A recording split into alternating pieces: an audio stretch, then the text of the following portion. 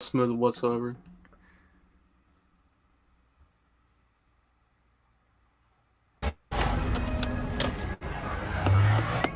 Punch it!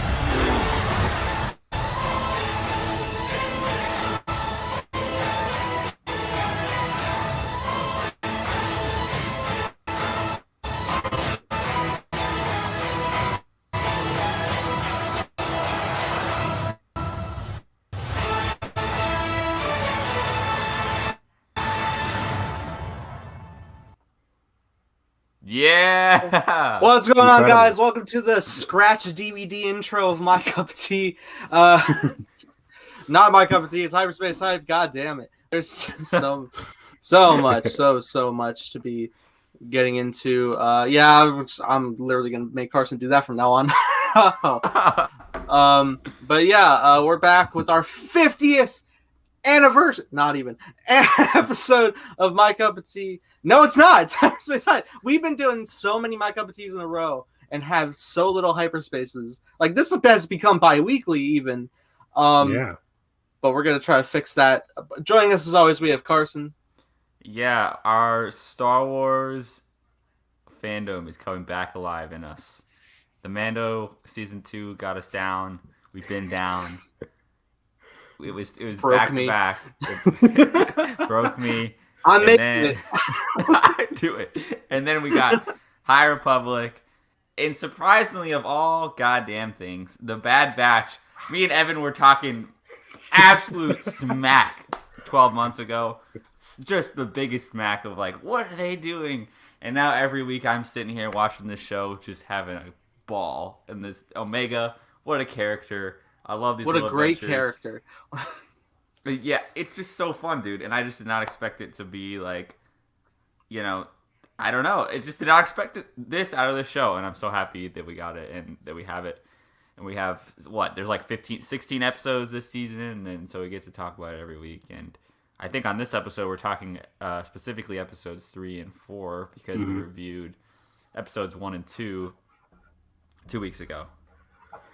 And so, yeah, I'm excited to talk. I got to think back to last week because I'm still reeling over this episode because there's so much that happened. But I think I remember.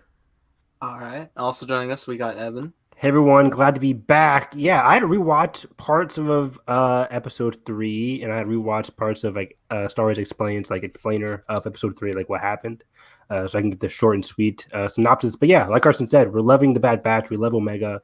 I really want to go back and watch my reaction.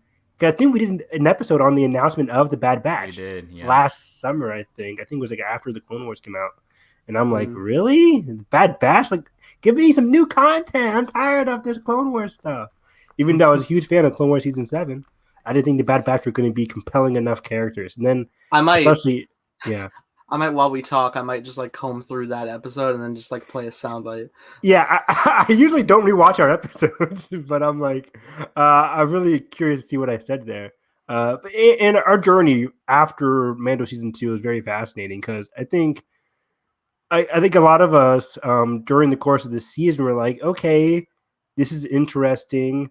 But I think I was like the least high on Mando, especially like with the Ahsoka episodes and the Boba Fett episode back to back. I'm like, I don't have a good feeling here, guys. I know Carson was like, let's wait to the season finale to see how it like kind of concludes. And Nathan, you were pretty excited too, but then that finale really just like really stuck something in us, stuck a death stick in us. And, It really, I don't know what happened last night. I started entering my Star Wars depression again. Oh no! I was like tweeting. I was just like, "What? There's the franchise that has Theme of Hope has the littlest hope in the fucking universe because everyone dies and like that deserves happy endings." So I was just depressed. Anyway, episode, guys. Yeah. Yeah. I was gonna say it looks like we were talking about the Bad Batch show on our 25th episode. So halfway. Wow, oh my god! So That's I'm going amazing. to comb through this, but That's funny. yeah, we've had episodes 3 and 4 of the Bad Batch. I guess we'll discuss episode 3, where we were taking like a little detour to a planet, fixing up some stuff and encountering some beasts, but more development with Omega. What do you guys think of that episode? I really liked episode 3. I can't tell. I think my ranking right now will be one. One is so hard to rank because it's 70 minutes of content. Content. I hate saying that. Yeah, Right. it really is like 2 episodes. Well, no, it does play as one, but I don't know. It plays as one, but yeah, I kind of runs for 2 episodes. But I'll probably do 1, 3, 4, 2, and I really liked all these episodes. They've been such a breath of fresh air. They've been so good. The future of Star Wars delves into animation. I just love the animation department for Star Wars in general. But yeah, episode 3 was really good. I think they go to the. I have the name of the dragon. It's called the Ordo Moon Dragon. So I assume the moon was like Ordo Moon, whatever. I forget, but they had to go to the moon to repair their ship. And I really liked episode 3 a lot. There's a lot of interesting things throughout episode 3, especially the development for more Omega stuff and the development for Crosshair as well. Seeing the dual POVs, which I was hoping, I hate to bring it back to Mando every episode, but I always hope, like in Mandalorian, they go back and forth between the heroes and the villains. They never really do, besides like the finale. But this show delves into the villains. Hopefully, the show, we didn't get in episode 4, but hopefully we get a lot more singular parts of the episode, like at least 50%, talking about what Crosshair is doing. Rebels did this a lot too with Callus. So I really hope we can get some more Crosshair content, because his stuff in this episode was dark and I loved it. Yeah, it was like I saw some people like that weren't like, oh, like I didn't like I just wanted to stay with Omega, and I totally get it. But also I thought this was necessary that we like actually develop Crosshair, because obviously it's not just saying like, oh, buy Crosshair, you know. Yeah, it's gonna be a recurring kind of thing through the season, like, you know, trying to rescue one of their own and trying to figure out their own identity with the chips, and hopefully those don't malfunction later on. I'm scared after, especially in this episode, because of the dang Wrecker hits his head, and I'm like, dude, and it just they bring it up 3 times. They're like, are you okay, Wrecker? Are you okay? And he's like, oh, it's fine. And I think it really was. He was just purposely doing that to stay back to make the room for Omega. But also it could be a little bit of foreshadowing for Chip going berserk later, which I'm scared. I have my death count. Death. Stop it. Oh no, death list. I guess I should say for the show. No. One of them's got to go, and I'm thinking it's got to be Wrecker, guys. I'm sorry. It's not Echo and it's not Hunter. I know that for sure. Okay, I'm just gonna say right now, it's really impossible to listen to each of you at the same time. So I really shouldn't. But what I was picking up is just like we kind of expected them to pop up maybe at the finale of Clone Wars, and we were like, maybe if this was like a comic book or something, I'd be interested. But look at us now. What happened? Character development. Wrecker is going to outlive us all. And, yes. Everyone's gonna live. Yes. Happily ever after. We'll see them in Fallen Order 2. This was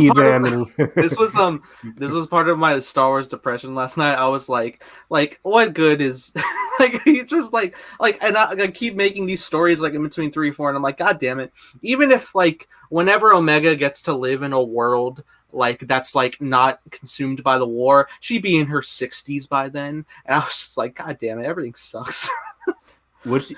I mean, post episode 6, what? She'll be in her teens, right? Post episode 6. This is right after episode 3. We have a 19-year gap before the originals, and then a 30-year gap for the sequels. Well, I know, but like after episode 6, she'll be in her 20s, though. What didn't she? Late no, 20s? we got a full 19 years before we hit A New Hope, and then like 5 years for the originals. But the New Hope trilogy is only like what, 5-6 years? It's not long. Yeah, but what? She's like 11 now, or how old is she? Yeah. So she'd be like in her 40s by then, I guess. Maybe she'd be in the 40s by the end of the Empire, and then a brief prosperity. 40 is still very young. Still very young. But then we got to go through the whole First Order thing again. I mean, that's 30 years later. Yeah. But there's a 30-year gap of like peacetime-ish stuff. She can go hang out with the Resistance crew, Star Wars Resistance.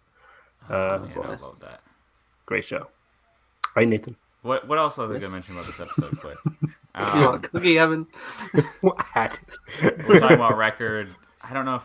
I think someone's gonna get hurt or something that's gonna. Yeah, I just feel like Wrecker, something bad's gonna happen to Wrecker. I think it's not gonna be because of his chip. That's a red herring. His chip's gonna be Yeah. fine. He's not gonna die because of his chip. That's too easy. But I think we could get a Crosshair killing Wrecker. Is that too much? That might be too much. Too much. In terms of like Crosshair actually being able to pull the trigger against Wrecker, I don't think he would. Dang. Unless it comes to that moment and that's what snaps him out of it. I would love that. I would love that. I love a good redemption arc. But he did some dark stuff in this episode. Let's talk about it, though. I'm kind of moving around because there's a lot of good things in episode 3. Because I do think then I think of the Order 66 arc and end of Clone Wars. And Rex had that moment of hesitation and like all that. Like so it's already kind of been teased like that there's. And of course, that's the thing with the clones is like exploring this free will and identity and I did like it in this episode when we have this recruits and then they're kind of like posturing of like like we're better and I got a roof over my head and all these little things and we go back to the barracks and they just blend in because they don't have the individuality. They're just becoming a part of the Empire. The recruits are, you're saying? Yeah, when they go back to the barracks with Crosshair after the mission. This is later, after they go to Sagar's camp. But they go back and it's just awkward because like you just see like the old like graffiti around and like it's just like I know what you're talking about now. Yeah. There's a great shot in there too, and Crosshair's like standing on his bed and just looking down. I'm like, oh, that's a great shot. He's just like very alone, which not parallels, but just kind of there's a dichotomy between that and the Bad Batch crew, which is now like a family. Wreckers gives Omega her own room, which is a very emotional moment because Wrecker might die later on. But anyway, stop. No, this is a moment that is like the stepping stone of each member of the Bad Batch being a family member. It's Uncle Wrecker right now. We're gonna get some moments later with Echo and Tech. Eventually, Crosshair. Everybody's gonna be the big family around Omega, and it's gonna be great. I love your optimism, Nathan. It's beautiful. I like this episode too because it's a classic Star Wars trope of like, okay, it happens like every episode now where Omega gets lost, but like, and then in this episode 3, like I love the trope in Star Wars when the creature is not as bad as it ended up appearing, and everyone's like, oh, nature, like this thing just wanted us, it just was hungry, and then it just kind of went off, and then she's like, oh, have my flashlight. I'll go now. Yeah. I'm trying to think of I forget where, but there was an episode of Star Wars Animation where a monster was just like a plain monster, and I really didn't like. Oh, it was in Resistance Season 2. There was an episode where they go into this ice planet and they fight off this huge monster with their ships, and it just turned out to be just a basic monster. And I'm like, okay, that was kind of weird. Like I'm so used to Star Wars monsters being about like they're not really monsters; they're just trying to take care of their own, or they're just trying to protate themselves or live their best life. Force power. So, right, or like they have a connection to the spiritual force, or like there's something always up. There's something always up with it. Even the classic Godzilla, what's it called? In Star Wars, it's the Godzilla creature. The Zillo Beast. Zillo Beast. Thank you very much. Yeah. Zillo Beast in Clone Wars is one of my favorite episodes, and it's all about like the Republic is the one that invades their home, and the one that takes it back to their city. Wasn't a thing of like. I don't know if it was like specifically Palpatine, but like they wanted to like use the hide of the Zillo Beast to like reinforce the armor. Yeah, I think that was a secret plan for Palpatine. Yeah, I think they brought it back to the Republic for some experiments or something like that, or just to like protection. I forget the basic lie. But and it was a big stuff. Like not just because like you're killing this like animal, but like it was like the last of its kind probably. Yeah, possibly the last of its kind, which turned out not to be the case because Kylo Ren ends up killing it again in. Journey to the when did that comic come out, Karsten? I didn't Journey to it's a Kylo Ren comic book. It's a standalone Kylo Ren issue. Journey to the Last Jedi, I think. No, because it was after Last Jedi. Was it Age of Resistance or Age of Resistance? It could have been Age of Resistance Kylo Ren comic because definitely wasn't in Rise of. Because I remember the Snoke the Snoke issue was about like Kylo coming to Dagobah. And then I think the Kylo issue was him trying to be like Darth Vader, and Darth Vader fought the Zillo Beast, and I think nearly lost. Yeah, But Kylo Ren was like, I'm gonna kill this it. had to be right. This had to be in the comic run. When did that comic come out? The Journey to the Rise of Skywalker. I don't know if it's called that or something. Yeah, it's something like that. But yeah, it was an interesting comic book because Kylo Ren ends up killing the Zilla Beast by going inside of it and killing it from the inside. Oh, snap, Drax. Yeah, I wish they had dates on these Age of Resistance things. Oh, wait, they do. Came out in 2019. So yeah, this is lead up to Rise of Skywalker. Yeah. Cool. But yeah, it was a great issue. But anyways, but yeah, I liked Omega realizing like the monster isn't really evil. Of course, a lot of people in the comments, is this because she's Force sensitive? I'm tired. I hope tired. that's not the case. Why? I can't Why dog is that it. the first thought? Like I can't dog it though because I never know with Star Wars. They brought Luke Skywalker and Mando. I'm They did all this stuff with tired. Rise of Skywalker. I never know. Like, why can't a character just like one just have this innocence that like she has this trust for things because you know she never has seen them before and just as an optimist because she has no other. She's not a weathered person in the galaxy yet, you know. And then it works so well because by the time it gets to episode 4, she extends that same trust to a stranger again. This time, an actual person. It was like we were building up to it. It's like we went to, you know, some old friends where it was kind of out in the middle of nowhere. Then we really went to, it's just like I would be a moon. I would be so disappointed if she's Force sensitive because then it's just like, okay, we're watching Mando again, but now we're in animation, so you could just double down on more Ahsoka if you wanted or something, and it's just like, I don't need to do this. I don't think she's Force sensitive. If that's the twist with the whole clone thing, which one would just be kind of dumb and negate a lot of stuff in Star Wars, like, oh, we got one with the high Metacorian clown. What I think would be like a better plot point, and just like me theorizing right now is like, because I was already thinking like she's probably is just like off the cusp of a Django clone that has like a chromosome changed by an accident or whatever, or maybe not. Like maybe they're like more going to a place to not just like need a host DNA to clone, but maybe they can like now make any type of a person off of something instead of it just being a sole like copy. That would be more intriguing to me. Yeah. Force sensitivity, like it just like more options or like something like that. Like I think there's a lot of plot so far of like ensuring our investment, ensuring the longevity of our operation. Exactly. So I think it's gonna be whatever can create more value to the Empire or create more value to other people of like, you know, oh, we can manufacture this kind of person or this kind of person. So yeah, I think you're probably right on the money about that.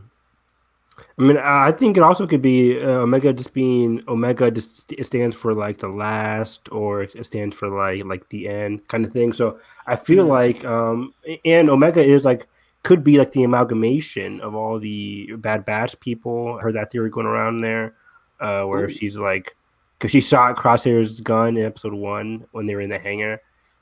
She tracked like the monster in episode 3. Super strength. We haven't seen any super strength yet. That'd be crazy, dude. She just flings somebody off with her strength. You know what? That's a good call because she does explain. She's like, "How teach me how to track?" And she's like, when Hunter's like, "Oh, each of us got our own special skill." Like, you got inherited. So she could have all of them. Honestly, what I always find like the most intriguing is like it seems like they keep coming back to like what's up with this chip, and then Omega seems to like instantly be able to like understand what's up, and I'm like, why? I think you should have a sit down and like get your info on this chip. I think Omega, I'm going to go back to, she was a researcher. She was only on Camino being an assistant researcher to Nama Say, whatever her name was. So I'm like, maybe that's why she knows so much about the chip and its ramifications. For sure, yeah. I think so. It could be anything else too. Maybe she's kind of like a contingency of knowledge or whatever. You know, I brought that theory up for Grogu of like literally a failsafe for like if the Jedi perish. Will Grogu show up in the Bad Batch? No. Oh my god, I'm just thinking about that. He had training at the temple. Oh god. The baby had training. I don't know what kind of training. I don't know. I think it's funny because like I think whenever we hear training, we think like the younglings with like sabers and stuff, and like they definitely didn't do that with Grogu at all. Yeah, but no. if they Anyways. did, but yeah. But yeah, overall, like I'm loving Omega's development. She's naive, but she's not a dumb character. She's still learning. I love that she's still learning about the world and everything around them. Even the Bad Batch crew is learning. Like we saw in episode 4, they're learning about the world around them. So I'm just loving all the characters' development so far. Very surprising. Yeah, in episode 4 too, like let's get into it. Yeah, it's just episode 3 stuff, real quick. Okay. So for the new breed of stormtroopers, do you guys think those are early Death Troopers? Is that possible? They could be, because when you put on the armor, the new armor was all black with the green visors. I'm like, could they turn Crosshair into training not just the new breed of stormtroopers, but the new breed of Death Troopers? I could definitely see that because I don't think they're far off. Because remembering like when we first saw them, they were in the opening of Rogue One, which was like plenty time before New Hope. In the flashback, so they're probably like pretty soon on the horizon. I could definitely see that, especially like it's funny because like the way they're setting up is just like, yes, this is going to be our standard for soldiers. Like Tarkin's like so confident. I'm just like, where did you drop the ball, man? Like with stormtrooper recruitment. Like, yeah, he is so high on these stormtroopers, which I love. One thing I didn't expect for this series is to get in the whole argument between stormtroopers and clone troopers. I love it so much. I'm so fascinated by it because we never had this. And this is something I never was going to expect from this show. Exactly. And they're diving straight into in episode 3, but just having a full-on like 5-minute conversation at the end of the episode between Tarkin and Namasu and Namasei, where they're all like, hey, you still need us, Tarkin. And they're all like backstabbing Tarkin by like talking behind his back about we need somebody to go like track down possibly Omega, the Bad Batch.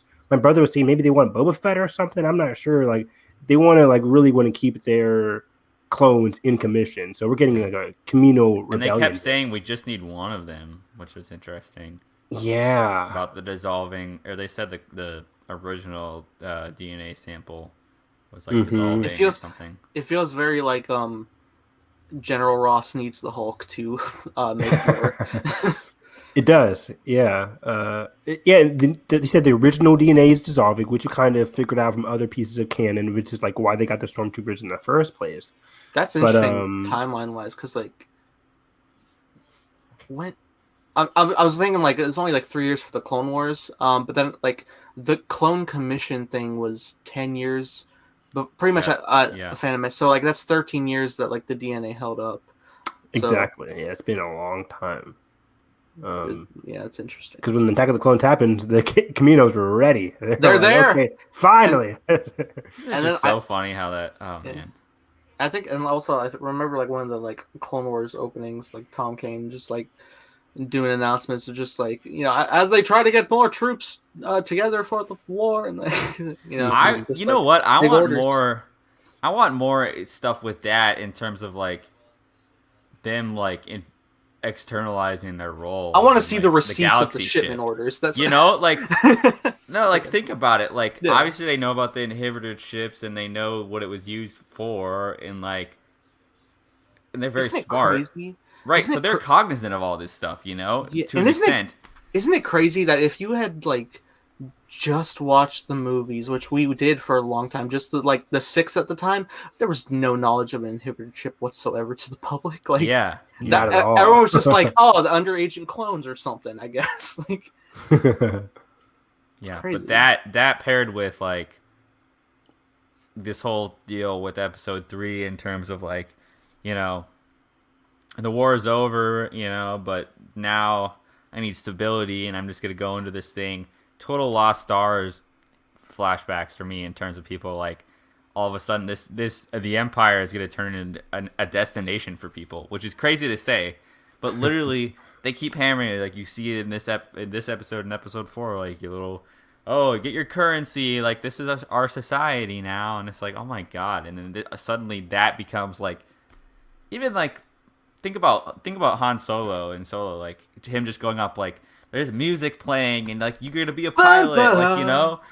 and it's just so crazy how it gets to that Rebels, point. upbeat Imperial March. Imperial March, yeah. It's propaganda. Yeah. You talk about Lost Stars. I just love that whole flashback with Sienna and them just talking about like, oh yeah, we want to be with Tarkin. Tarkin, they idolize Tarkin. Yeah. And we're seeing Tarkin in this show just be incredibly ruthless, just like wipe out Saw Gerrera's remaining group, just wipe them all out. And oh my god, this has to be up there for one of the darkest moments in Star Wars animation. I mean, most of those guys had guns, but most of them were just defenseless, and they burned them. They burned them. Granted, they burned Peru and Owen episode 4. But, yeah, good call. But still, it's like they just burned defenseless prisoners of war there. Crosshair shot like one dude in the face. It's like straight up. Straight up. I'm like, this show is dark. It's like I don't know nothing. I wouldn't tell you anyway. I believe you. Bam. I believe you. I don't care. You're trying to go against me. I'm the one who's more loyal, which is kind of a twist because throughout the episode, in episode 3, you're like, oh, this guy is really for the Empire. But then he gets on the ground. He's like, wait, we shouldn't be doing this. Saw Gerrera's not here. We should just go away, arrest these people. And Crosshair's like, right. I think he was like, we'll just follow orders. We gotta kill him. I'm sure he was like boasting, trying to be like, I can be the soldier. But also like, I have a soul. Like, to an extent. Like mass killing bad. Like, which is such a weird flip because you're thinking like, oh, this guy is really just gonna go all in. It's but like then he gets to the ground and can't do it. It's like the realization of like that one skit that somebody made, like where they're like playing Nazis and they're like, are we the baddies? Like, yeah. It's like, welcome to the club here. And I like how he told Crosshair, like, we won't follow your orders. And everybody else in the background is like, don't speak for us, dude. Like, they're like, I don't know about him. And then Crosshair just shot the guy and they're like, okay, we'll just kill everybody else. And they burned everybody and just killed every single person. Right. I was kind of shocked Saw Gerrera's group is still there. Saw Gerrera wasn't there. But I'm like, the Bad Batch found you days ago, or at least a day ago, a couple hours earlier, whatever. I figured that Saw Gerrera's group would have just left by then, but they were just still like at the camp. I think there was actually a lot of people there, and they were trying to figure out where to go next. Kind of. I'm sure they were on their way out, right? Yeah. Probably stragglers. Yeah. Yeah. Yeah, it's nuts, man. It's only gonna fuel the fire for crazy Saw Gerrera like we see in Rebels, like where he's like, I lost too many people. Yeah. I mean, even by Fallen Order, he's still like fairly optimistic. He's like, Jedi, all right, cool. Can you help us? Like, you're right. On Fallen Order, I totally forgot he's in Fallen Order. He ages so fast in 5 years. Yeah, you're right. Because in that Batch, like he looks pretty young-ish. He looks like his Clone Wars self. He looks like he's a little older than the Clone Wars self. And then Forrest Whitaker. Yeah. Oh man. Hopefully, he shows up again in Fallen Order 2. That'd be fun. I'd like that. Or Fennec. I mean, at this point, I feel like Fennec's pretty open range enough to make appearances. Yeah, definitely. No doubt. I think that does it for episode 3. Let me check my notes real quick. Yeah, the bedroom. The editing is just so sweet. I love it. It really is. Yeah, the bedroom is They have like such like soft fade outs. They're just like, all right, good night. Right, and it's so funny because the intros are so like clean cut, just like. Whatever the episode title, boom. I love that. Yeah, just little 5-second thing, and then the end is just like twinkle, twinkle, little star. Like it's not. I mean, it's just like it's very military. It's like dun dun dun dun. Yeah, like the drums and all. War. War. The best starter sentence to any crawl. It really is. Revenge of the Sith is the perfect crawl. Perfect. Anyways, yeah, I love the end of this episode, and then, man, we get right into episode 4, and it's like we gotta land again. At a point, I'm like, all right, we gotta. Don't turn into your Mando like plan of the week, like. Yeah. But it doesn't. No, it has reason. It's just like, all right, right, well, I'm kind of fine with it right now. Yeah, because I mean, they have good reason. It's not just like we can't just go out straight because we need to scramble our system because we're on the record now, so that makes sense.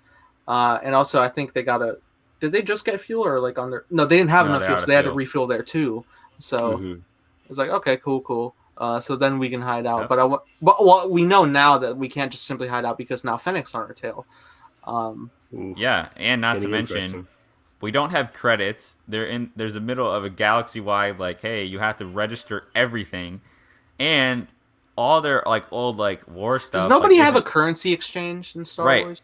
Like Yeah. that's what I thought about like for like Watto in like episode 1. It's like your credits are no good here. I'm like, fucking go to an exchange, my guy. Like, Yeah, go to the bank across the street, dude. Exchange this shit. The Tatooine Bank. Oh my god. But anyways, it's sad because they're trying to keep this illusion of like stability for Omega, and then they're like trying to sell all their stuff, and like she's like, or Wrecker's like, oh, you get to go do the fun stuff, like, you know, and then it's really just going to sell the stuff, and then they had to sell Echo like as a Echo, yeah, I was like Echo. I was funny. like Echo was looking like a droid, and then they really played on that. Also, I want to say Echo looks like Chappie. oh my god. Oh, why did you mention that name?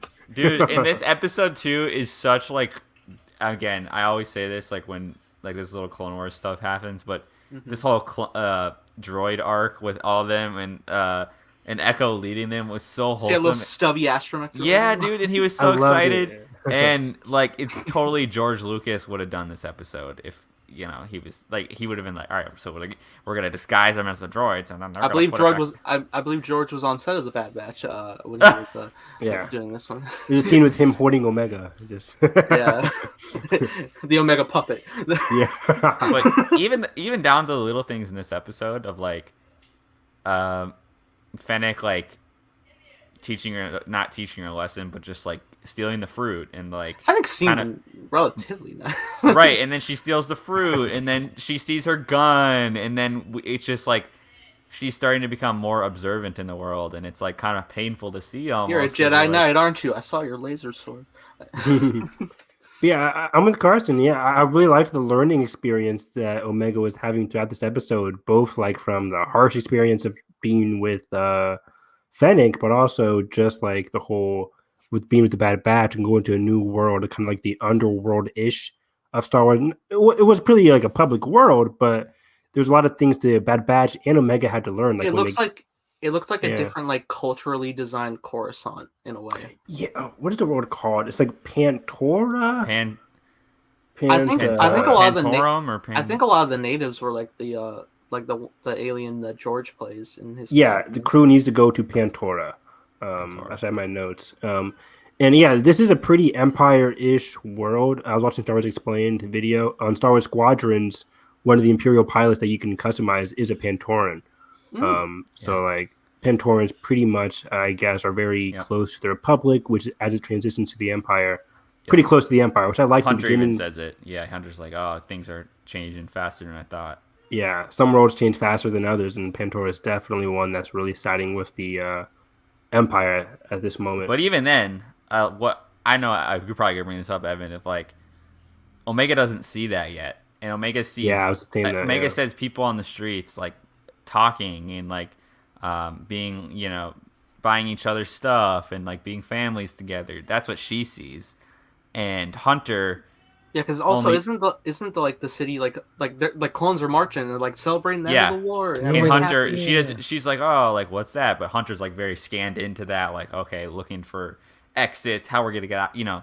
And so it's just like contrasting those 2 point of views, and I just really loved how we go back and forth between that. Which was great, very smart directing for this episode, because there's a scene where Hunter and Omega are just holding hands or walking through the streets, and Omega sees, like, the camera zooms in on Omega's vision and like what she's seeing, like, oh, families are together at the marketplace, and Omega's like, wow, like different types of cultures. Species, it's almost like she's about to ask, like, can we stay here, Hunter? Like, I love this. You know, it's like, even like at the beginning of the episode, she was like, hide. I've just my whole life has been sheltered. Yeah, she doesn't want to hide. She wants to like, I want to go on an adventure. Like, explore. We can't. This isn't a time for an adventure. We are getting tracked by the Empire, by our own buddy Crosshair right now. This is a life and death experience. But for Omega, she just seems as like a Indiana Jones adventure. Like she's really hyped right now, which is very cute and awesome. But it's also, like I said, this whole episode is a very big learning experience. Even the last week, I mean,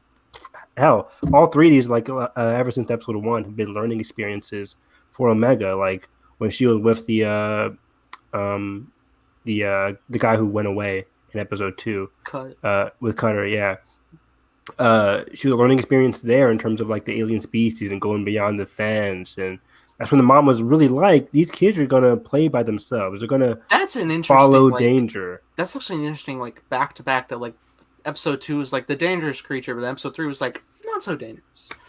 Yeah. And then in this one, like she's so friendly with Fennec, because like we said, she's just so friendly. She sees the world like in this glossy nature. Yeah, she hasn't really experienced a lot of social interaction. So she's like, "Hey, Fennec, want to join our family?" I'm like, "Whoa, what are you talking? You met this girl 5 seconds ago. Like, what are you doing?" this girl who also just told you like, yeah, you can steal sometimes. Yeah. It's all right. Which was a bad and good lesson. Like, because I think even Hunter, the Bad Batch do some bad things. They robbed that guy of 3,000 credits. He's Like, probably scum. That's effed up. That's effed up. The guy wasn't doing anything bad. Just like they wanted something from him. All the droids back there. What were they doing? Absolutely nothing. Just I mean, they were living. The droids didn't complain. They were like, the droids were like, "I like being in charge." At least the C-3PO version, whatever it was, protocol droid. Yeah. I thought at the end of the episode, real quick, that the droid would leave as soon as they finished helping the Bad Batch. I thought the droid would like leave, but they were like, "Okay, time to go back to Homeboy's place." I'm like, "Okay, I'm in charge." Yeah. But anyways, yeah, it was just so funny seeing Omega get so comfortable with Fennec so quickly, which was so interesting. I'm like, I said it as we were watching the episode with my brother, I was like, "Oh, she's gonna have to learn eventually. It's gonna happen this way, but at least she's gonna learn." Hunter came in quickly and was like, "Step away from her." Oh, I thought Hunter knew Fennec for a second, but it seems like he didn't know who Fennec was. He just didn't trust anybody. That's exactly. He didn't trust anybody. Helping out Omega. Yeah. Like even when he regains consciousness, like first thing is like, I gotta find Omega. Yeah. Yeah. Oh yeah. I'm sorry. I'm talking about different people. But yeah, it was really like interesting seeing Fennec introduced in the episode. Like I love that it's still Ming-Na Wen. She's doing great. Yeah. Looks just like Ming-Na Wen too. Like the animation and the action with her in this episode are so beautiful. And that shot from the trailer where it's near the end where now we know the Hunter threw the last seismic charge or whatever, not seismic charge, but the little detonator thing. Mm-hmm. And that was that shot from the trailer where it's exploding behind her and she lands on the ground. So cool. So I feel like we've run out of trailer footage, honestly. I am so happy that I got spoiled a little bit because I knew Fennec was going to be in this episode. Like I saw the thumbnail or whatever. Yeah. I'm like, okay, cool. It might have been like a YouTube. Might have been Star Wars Explained. I don't think I saw it on the Disney Plus. I think Star Wars Explained was like on the thumbnail. It didn't really matter. It wasn't really a spoiler, really. Sure. But either way, I'm like so glad because I think you're right, Nathan. I think we're getting pretty much out of trailer footage besides Rex. Because I didn't see the trailer with Rex.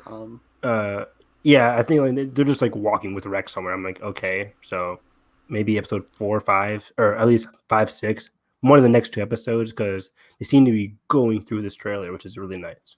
It's interesting because like initially in the second episode they were only a day behind Rex, so I wonder like when the convergence will go down. Granted, I don't think Rex's ship has as many issues as the Bad Batch seem to be having. That's true. Yeah, and I was just like, my brain was like trying to register like the timelines of like where Rex is and like where we are last saw him. Yeah. my coordinates. You should be on planet no. So then. Also, Fennec, it's interesting because, like, clearly she was hired by somebody. Yeah, no idea. Whom? I don't know. I mean, probably the Kaminoans. Probably, right? That's what I would assume. It's so interesting. What? No question? Because, well, I'm thinking, like, now, okay, so, like, they're like, leave it like that for now in, like, episode 1 when she escapes. And then... So part of me thinks that they need her back for the cloning stuff. It's so weird. They let her escape... because they didn't want the Empire having or killing Omega. Yeah, but then they want her back now. They don't want to telegraph Omega's value to the Empire. Is what I think the play was. Which is what I found interesting. That like a lot of the action going down when Fennec was trying to obtain Omega, she was also being like fairly protective as well to make sure she like stayed alive. Good point. It seemed like her mission was not dead or alive, just like retrieve this person alive. Do not kill Omega, because otherwise she saved Omega from like the fall and was just like, hey, tuck and roll when you hit the speeder, like stuff. Like I love that whole interaction. By the way, that was amazing. Yeah. And then she learns, and Omega goes up and like pulls the boxes back with the thing, and then that falls onto the very Uncharted 3-esque of them. Yeah. Now, taking it back to Omega's optimism of like, hey, you want to join our crew? I would be down because I think that would be awesome. It's exactly what I'm saying in Mando. I'm just like, can we get Fennec? Which when he's Boba, just keep Fennec. Well, that was kind of like also a thing I was like intrigued by. It's just like I wonder if if Fennec gets on like a more friendly nature with like clones, that's why she's like more like tied to intrigue with Boba.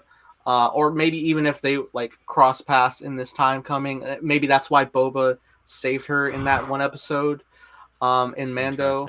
I've always said I adore Boba more in this pre-episode 4 timeline where he's not really an established bounty hunter yet. I feel like young Boba is very interesting. I loved the episodes with young Boba and Asajj Ventress and Cad Bane in them in the Clone Wars. Those were some good episodes. The more Wait, with Ventress or Ventress, when that one train episode when the princess is kidnapped and Boba's team hires Ventress. Okay, I was thinking of Aura Singh. Oh yeah, Aura Singh's also there too. But yeah, there's a one good episode with Asajj and Boba where Asajj at the end of the episode puts Boba in the chest and like really plays him like a fool. But anyways, yeah, I would love that because I think her character is so far pretty consistent with what we see in Mando. She's not a ruthless bounty hunter. She didn't just pop up to see Omega and be like, "Flash, kill her." Man. Yeah, it's the job, but like she's not like an asshole. I mean, yeah, I feel like compare her to my favorite bounty hunter ever, Cad Bane. I think at the end of the episode, Cad Bane would have like lit that guy up. The guy he blew up his own droid that he knew. Hanger. He blew up his own droid, exactly. Cad Bane's a G. He's really the best. He's the best. He's the best. Don't. There's no other argument. Cad Bane's the best bounty hunter of all time. He fought Obi-Wan and what's the guy? The guy with dreads. Asajj's boyfriend. Oh right. Whatever. Oh yeah. Whatever. How can I forget him? Dark Disciple. Fudge. Right. Yeah, we know what he looks like. The guy with the yellow saber. But he fought him and Obi-Wan and went out alive because he's a beast. But anyways, are you talking like disguised Obi-Wan or like? No, remember Jedi Obi-Wan and the guy from Dark Disciple were chasing after Cad Bane. It was that one episode with the rocks and with the little. You know what's crazy? You know what's crazy? I don't think I've seen any of the episodes with the Dark Disciple Jedi. God, what is his name? Look it up because there's an episode with him and Obi-Wan. Right, he has a cameo in the Phantom Menace. It's like it's very soon after Cad Bane kidnaps like that one female Jabba. Quinlan Vos, yeah. Isn't he a more cocky Jedi too? He's so cocky. But yeah, it's a great episode because it's Vos and Obi-Wan tracking down Cad Bane and it's like, we got this guy, and they get played like a fool, and Cad Bane just like plays them up. It's Evan, really cool. Evan, didn't you say you're disappointed at the idea of the showdown? I am. I really, because I never believed it. Like I remember watching it at Star Wars Celebration 2017. It was deleted footage. Boba Fett walks into town and fights off against Cad Bane. They both fire at each other, but because Boba has a helmet, that's where he gets the mark on the helmet. The dent, yeah. And Cad Bane gets presumably shot and killed. I'm like, are you kidding me? Oh, he sees the hat on the ground, yeah. Yeah, the hat on the ground, which didn't confirm Cad died, but he kind of assumed it, right, in a Western. So I'm like, I really don't want Cad Bane to lose to somebody who's like 20 years, 30 years younger than him. I don't know how old Cad Bane is. Yeah, 50. So I don't know. I seem like in his 40s, right? 30s, 40s. Anyways, I said at the end of the episode, I wouldn't be surprised if it's not the Kaminoans, which it seems like it is, though. If it's not the Kaminoans, I would love for it to be Cad Bane who assigned Fennec Shand to go after Omega, because why? As the Bad Batch show in the episode, or I think episode 3 or 4, aren't they wanted? aren't their names like wanted on like the registry? So I think bounty hunters. I mean, probably from like Tarkin's point of view, I'm sure he's put that out, and we know their ship is there. too, which is why Exactly. So I feel like more bounty hunters could be on the way. It could be a good introduction for more Cad Bane content. I just really want Cad Bane in anything Clone Wars related. This is the exact show where he has a perfect opportunity to show up. So I feel like he would be great. But you know, the Bad Batch really have like a one up to everybody else on the run, because they actually have like a ship that is like common. Because if you think like the Falcon, the Ghost, the Razor Crest, they're all like one of a kind thing. It's like, oh, it's back. Like people see the Ghost, are like, oh crap, it's a Rebels crew. But even like episode 2, when like they found it, they're like, oh, it's trash. I want to throw it out.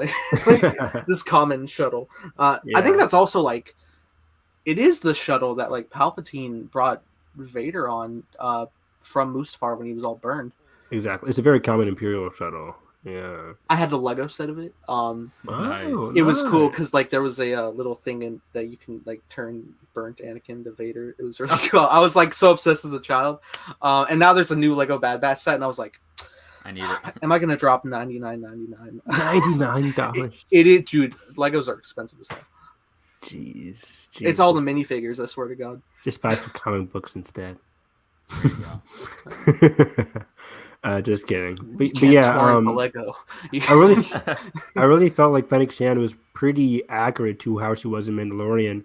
Because in Mando, I was always confused. Like, why are you siding with Boba Fett because she had a life debt to him? And I'm like, okay, he brought you back to life, cool and all, but like she's really loyalty come from. She's really stuck with him even into this possible. I mean, not possible with the Book of Boba Fett TV show. Because that's interesting, right? Because when you think back, like Boba was very capable in his Robert Rodriguez episode to just like take down pretty much a whole squadron of troopers. He could have got his armor back by himself if he wanted. Yeah. But so why is she so loyal? But as we see in this episode, I was saying, like, why does Boba want to help Fennec? Out of now, granted, maybe I don't know if he was just stranded on Tatooine. I don't know if that was like the thing there. I know Evan was just like, why is this dude hanging around? Right, and it took so long. Like, it still makes zero sense. F out of here with that. Like, he survived the Starlight Pit, but then just stuck around Tatooine until somebody randomly showed up to get his armor back. Like, what took you so long? You could have easily killed Cobb Vanth. I mean, I don't know, like, how long, truly Stupid. How long. Like, do we know how long from the... 6 years, right? Is it? No. It's at least a couple of years. Is it Return of the Jedi? Oh no, yeah, they confirmed it was like 5 years, right? Yeah, 5 to 6 years. Yeah, and I don't think it took him that long. Why the hell? Like, I don't think it took him that long to get out of the Sarlacc, right? Like, it had to be a couple. I mean, it just couldn't take him a year to get out of a Sarlacc pit. Yeah, I mean, I don't know. Maybe because the man only had a gaffy stick. I don't know. Yeah, it's just weird. But anyways, we kind of see Fennec's not loyalty, but Fennec's way of being a bounty hunter in this episode. Because in Mando, we don't really see her being a bounty hunter. We see her getting caught in a quick action sequence with Mando and the horrible actor from Tatooine. Let us all remember the times. What is his name? When Evan would say, "She's dead. She's not coming back." Oh, here we go. And not only did she come back in the next season, she's in the animations now. She's got a metal gut now. We were all like, "You don't waste Ming-Na Wen," and Evan's like, "But they did." They did. That episode, they wasted her in that episode. They wasted her in that episode. But then we kept telling you, but like the end that they were teasing. Anyway, I'm sorry, somebody got shot in the gut. I can't predict somebody's organs getting turned into a fucking robot. But Nathan and I did. Nathan and I knew all. Happy 50th episode, everybody. F you guys. Anyways, when my Spider-Verse predictions come true. Oh, I can't wait to be right about that. Only a couple months now. When Loki is in Thor 4. You know what? When Loki's in Thor 4, are we still arguing about this? That's when I'll lose. That's when I might lose, but I'm going to stick with my Spider-Verse. Loki is confirmed to be in Thor 4. He's not going to be. He's not confirmed, but he's confirmed for 2 seasons of his own show. You know what's weird is like some report. This isn't. You know, we go on Star Wars tangents on the other one. We're going to go on a tangent here. Some report was coming out that's saying like Loki's show will not diminish his journey through basically like normal time. the whole Thor trilogy, and I was like, Infinity Saga. but so far he's only been in like the one. I was like, how? I swear to God, if they plug him into Thor 4. He is Nathan. How? Because he's dead in this timeline. Come on, Nathan. He's dead in this timeline. Come on, Nathan. Come on. Why? Give me a reason. Come on. Other than brother- popularity. Fucking Loki. Other than that, give me a logistical reason. To be in Even Thor though all 4? all I said was it's Because we gotta win. beat this conqueror guy. There's a guy named Gore the God Butcher killing all the gods. You're gonna need all the help you can freaking get. The show Loki is already going between different universes and timelines and shit. How hard is it to go back to Earth 1 world and help out Thor for a second and pour back and get your fucking season 2? That's it. They're not doing That's it. This isn't Quantumania. We're not doing that. Hey, don't bring Quantumania into this. No, Yeah, that's don't how even they get did started it in on Endgame. No. So I will. Anyways, This is the canonical facts, Carson. You know This- what? If that rat hadn't stepped on the thing, we would not Yeah. be here. You're right. Mickey Mouse saved the universe. really did. Real subtle.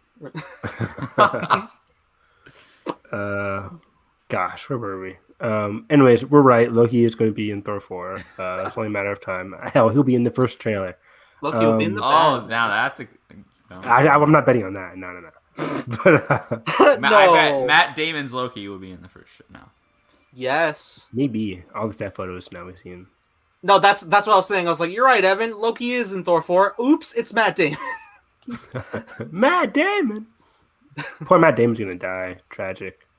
Well, Oh, like, no, for realistic? Is who Luke Hemsworth was the one who played Thor, right? Yeah. No, Luke Hemsworth the one who played. I think Thor, Sam or- Neill's confirmed to be back, so it'd probably be. They're probably just gonna Odin. tell Ragnarok. as It a seems like fight. they're via the set videos Right. that I watched. It seemed like they're replaying how the hammer got exploded. Like in the trailer when she blew up the hammer. Looks like the Melissa infamous McCarthy's trailer doing that Yeah. took place in an alleyway, and then they green screened the background to be Norway. I would Either love way- a bait and switch of like this Christian Bale just shows up and like eviscerates Kills the wrong everybody. Thor. Like It has to Christian Bale- happen. Christian Bale is like not gonna have his normal face, right? Like I'll that be is- shocked if that no, happens. yeah, no Oh, way. he has his haircut, but I presume it's because like The the complete mocap. thing. Yeah, yeah. Mocap. Oh, yeah. Gotta shave that shit off. I didn't see any set stuff. I don't think. I've seen a lot of set photos from set videos from Thor I've 4. just There's a seen, lot like, of the them out one there. with- The only Melissa set photos I McCarthy. saw were of the Guardians. That's all I saw. There's a lot of videos between presumably like Natalie, what's her name, Natalie Portman. I'm like, Oh, she's yeah, like she's like in that. midair or She was something. in the It's air some on weird, fire. I'll wait on Oh, that right. because that's gonna look really epic in the trailer. maybe. She's Thor now. That's Natalie Portman. I mean, I think she'll look great, but in terms of effects and stuff like that, we'll see. The Marvel trailers and the visual effects, not really the best. It's okay. Eternals will be good. every yeah. time I think of Marvel It's visual effects, outside, Chloe Zhao. every time I think of Marvel trailer effects, I think how like they hide stuff, like how like Thor had an eye patch, they hid that. Oh, smart, yeah. Stuff Good like point. that. Good point. Back to Star Anyways, Wars. Star Wars. Star Wars. If you I would really like like. more of this stuff. Visit our. I really like the action. I really like the action between Fennec Shan. Like the whole last 10, 15 minutes was just a huge action sequence between Fennec Shan and the crew. Yeah. As soon as she faces off against Hunter, it felt very Winter Soldier-esque with the knife battle Yeah. between. Right? Yeah. I was like, oh shit, this is pretty awesome. So I'm really glad. Granted, we knew Fennec wasn't going to die or Hunter wasn't going to die, but I'm really glad they're presumably keeping Fennec around because she had a lot of cool interactions with Omega. So it's gonna be cool to Oh, see even them like again. another point when like they do take off and like she approached like that one dude she hired to keep watching, didn't kill him. Didn't kill him. Like I said, Cad Bane would have shot the guy. Like he failed me, Oh, dude. No F off. doubt.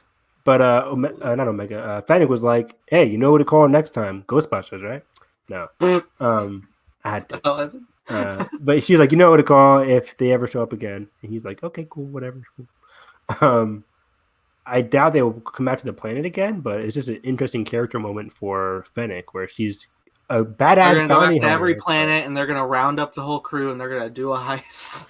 Oh, it reminded me of a show we watched, Mandalorian.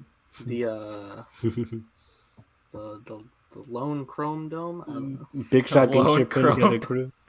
crew. But yeah, I'm happy that Fennec can be a recurring antagonist. Once again, Kaminoan seemed like the likely option to be her bosses or whoever paid her. But I would be happy for a red herring. I would be happy for a Cad Bane or somebody else who could be out there right now. Where do we think the show's going ultimately? Exegol? Wrecker's going to die. You think we're going to Exegol in the cloning facility? Yes, that would be awesome. You see Luke's hand. I think they're gonna figure out. Yeah, I forgot this whole comic.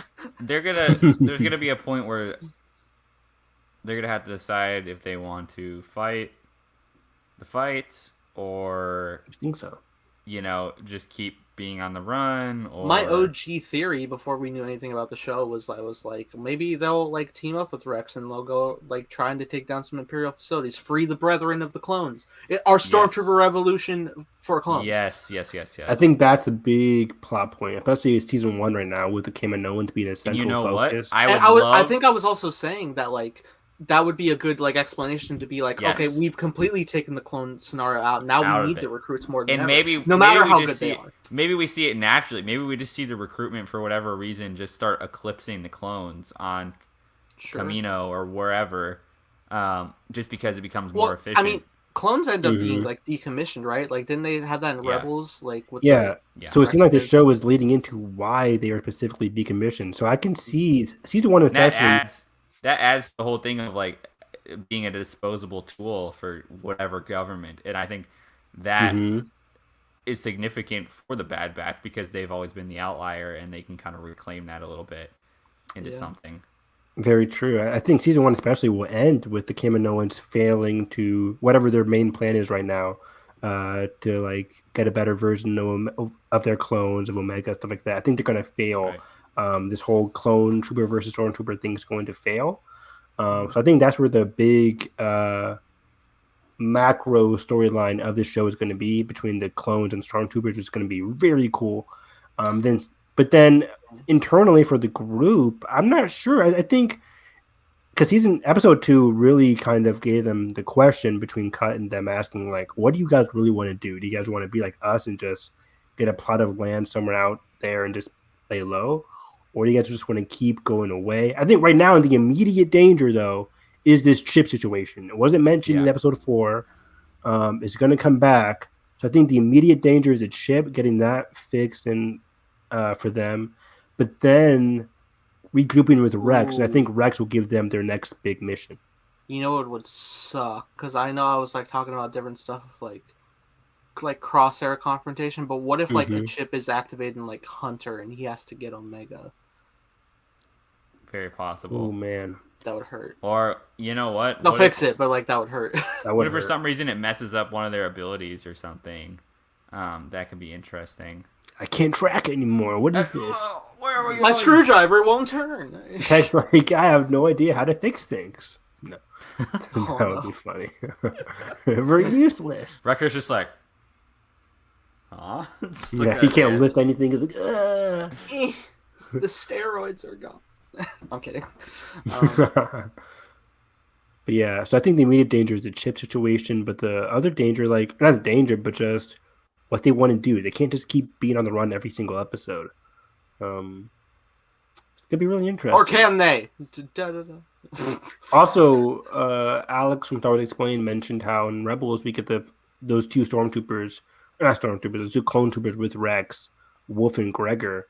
We could see them in Bad Batch. How did they get their chips out? That could be explained in the Bad Batch as well. Whenever Rex shows back up again, whether it's this week or whether it's next week or the week after. Are we gonna see Ahsoka? I forget if there was a scoop that was a scoop from those guys, but yeah. I'm starting to doubt it. I wouldn't be surprised at all. Of course, it makes sense. Of course, I just hope not. We don't need any more Jedi. We're done. Come on. We're literally like post purge. Right. I just love the show so much right now without the presence of anything Force related. Yeah. I come to when I want Force stuff, I come to Rebels. When I want just the cool war stuff that we're doing, I'm definitely coming for the Bad Batch. I would be give me a new Jedi character on the run. I don't care. Oh my gosh. Please. Yes. And then that's why I love Fallen Order so much. Like they can just share like war stories. It can be an episode, like reflective episode of like what the power dynamic once was and where they're both at, like something like that. There's hundreds of Jedi post Right. Episode 3 that escaped. I mean, 90% of them get killed by Vader, but However, yeah, And you can have Inquisitors, but, and this Inquisitors. is pre-Inquisitors though, pretty much, right? It is. So there's a lot of Jedi out alive right now that have Omega, the first Inquisitor. potential. No. Hell, if they meet Kanan, More Kanan? more Kanan, I wouldn't be upset about that either. Well, Your Rebels prequel. Well- Ha Does that make sense? I don't remember New Dawn that much, but I don't know. because Kanan runs and suppresses the Force and goes. He into does, he labor, does. and then Dismantles the saber and all but that. maybe they see him at that labor camp or whatever at the That- mining place. We're Also in that book, New Dawn, we get one of the favorite Imperials, Ray Salone. So maybe we can see a younger version of her in the show. That'd be pretty cool. right. I am tired of 3 to 4. I am too. This Episodes timeline is. I know it's dug all they 19 could years, out but of god this. damn it. They've dug all they could The out of one this actual timeline. project that could be, I mean, I am hyped for Obi-Wan because that's my childhood. But the one like thing they could announce between 3 and 4 that would actually get me like really hyped is like Senate political stuff. I think we're gonna get in Cassian. I know, Cassian. I hope so, but oh my god, I just like, I want to know like how this stuff's like being laid down and presented, while also What happened to the give me Mon Separatists? Mothma with all that. I The want to see it. The Separatists were absolutely bamboozled. Like, Oh, they were straight massacred. They were like, go to Separatist Mustafar, leadership. Yeah. go to Mustafar. Okay, why? Just go. All right. I'm talking about like the people, like Separatists yeah. of like. Cassian himself. Ahsoka's boyfriend in the Clone Wars. what was his Yes, name? yes, like that kind of arc of like Yeah.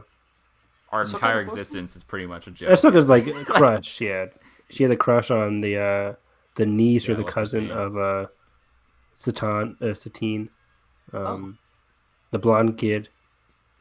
Yeah, what was his name? Damn it. Remember- Prince something or Prince or It was the same guy who had a crush on Forrest Whitaker's sister in the show. Oh, right. okay. Remember him? There's rumors that he was like Obi-Wan's child. Remember that? Because it's like he's blonde and Yeah. Satine could have that could be her son, not her like nephew or whatever. So either way, no. But we could see him. I agree. I want more separatist stuff. I want more politics stuff. Granted, we could see that in Cassian, but it makes a lot of sense to show that in Bad Batch. Granted, because of all the interesting conversations we're having just in the last 4 episodes between the Kaminoans and Tarkin. I love me some Tarkin. I love me some Imperial stuff. I gotta read that Tarkin novel. It's like really one of the- good. Yeah. It is literally the first canon book I read back in 2015, 2014. Yeah, it was like pre-TFA. Like, Yeah. Was Catalyst good? Great. Yes. Fantastic. Catalyst.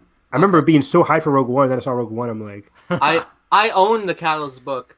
I was at It's- Celebration in Orlando, and like I decided to buy the book, and my dad was like, "You're gonna read that?" I was like, "Yes," and I did not. it's funny. I also I bought a book from Celebration Orlando. I bought the Thrawn novel. I never finished that one either.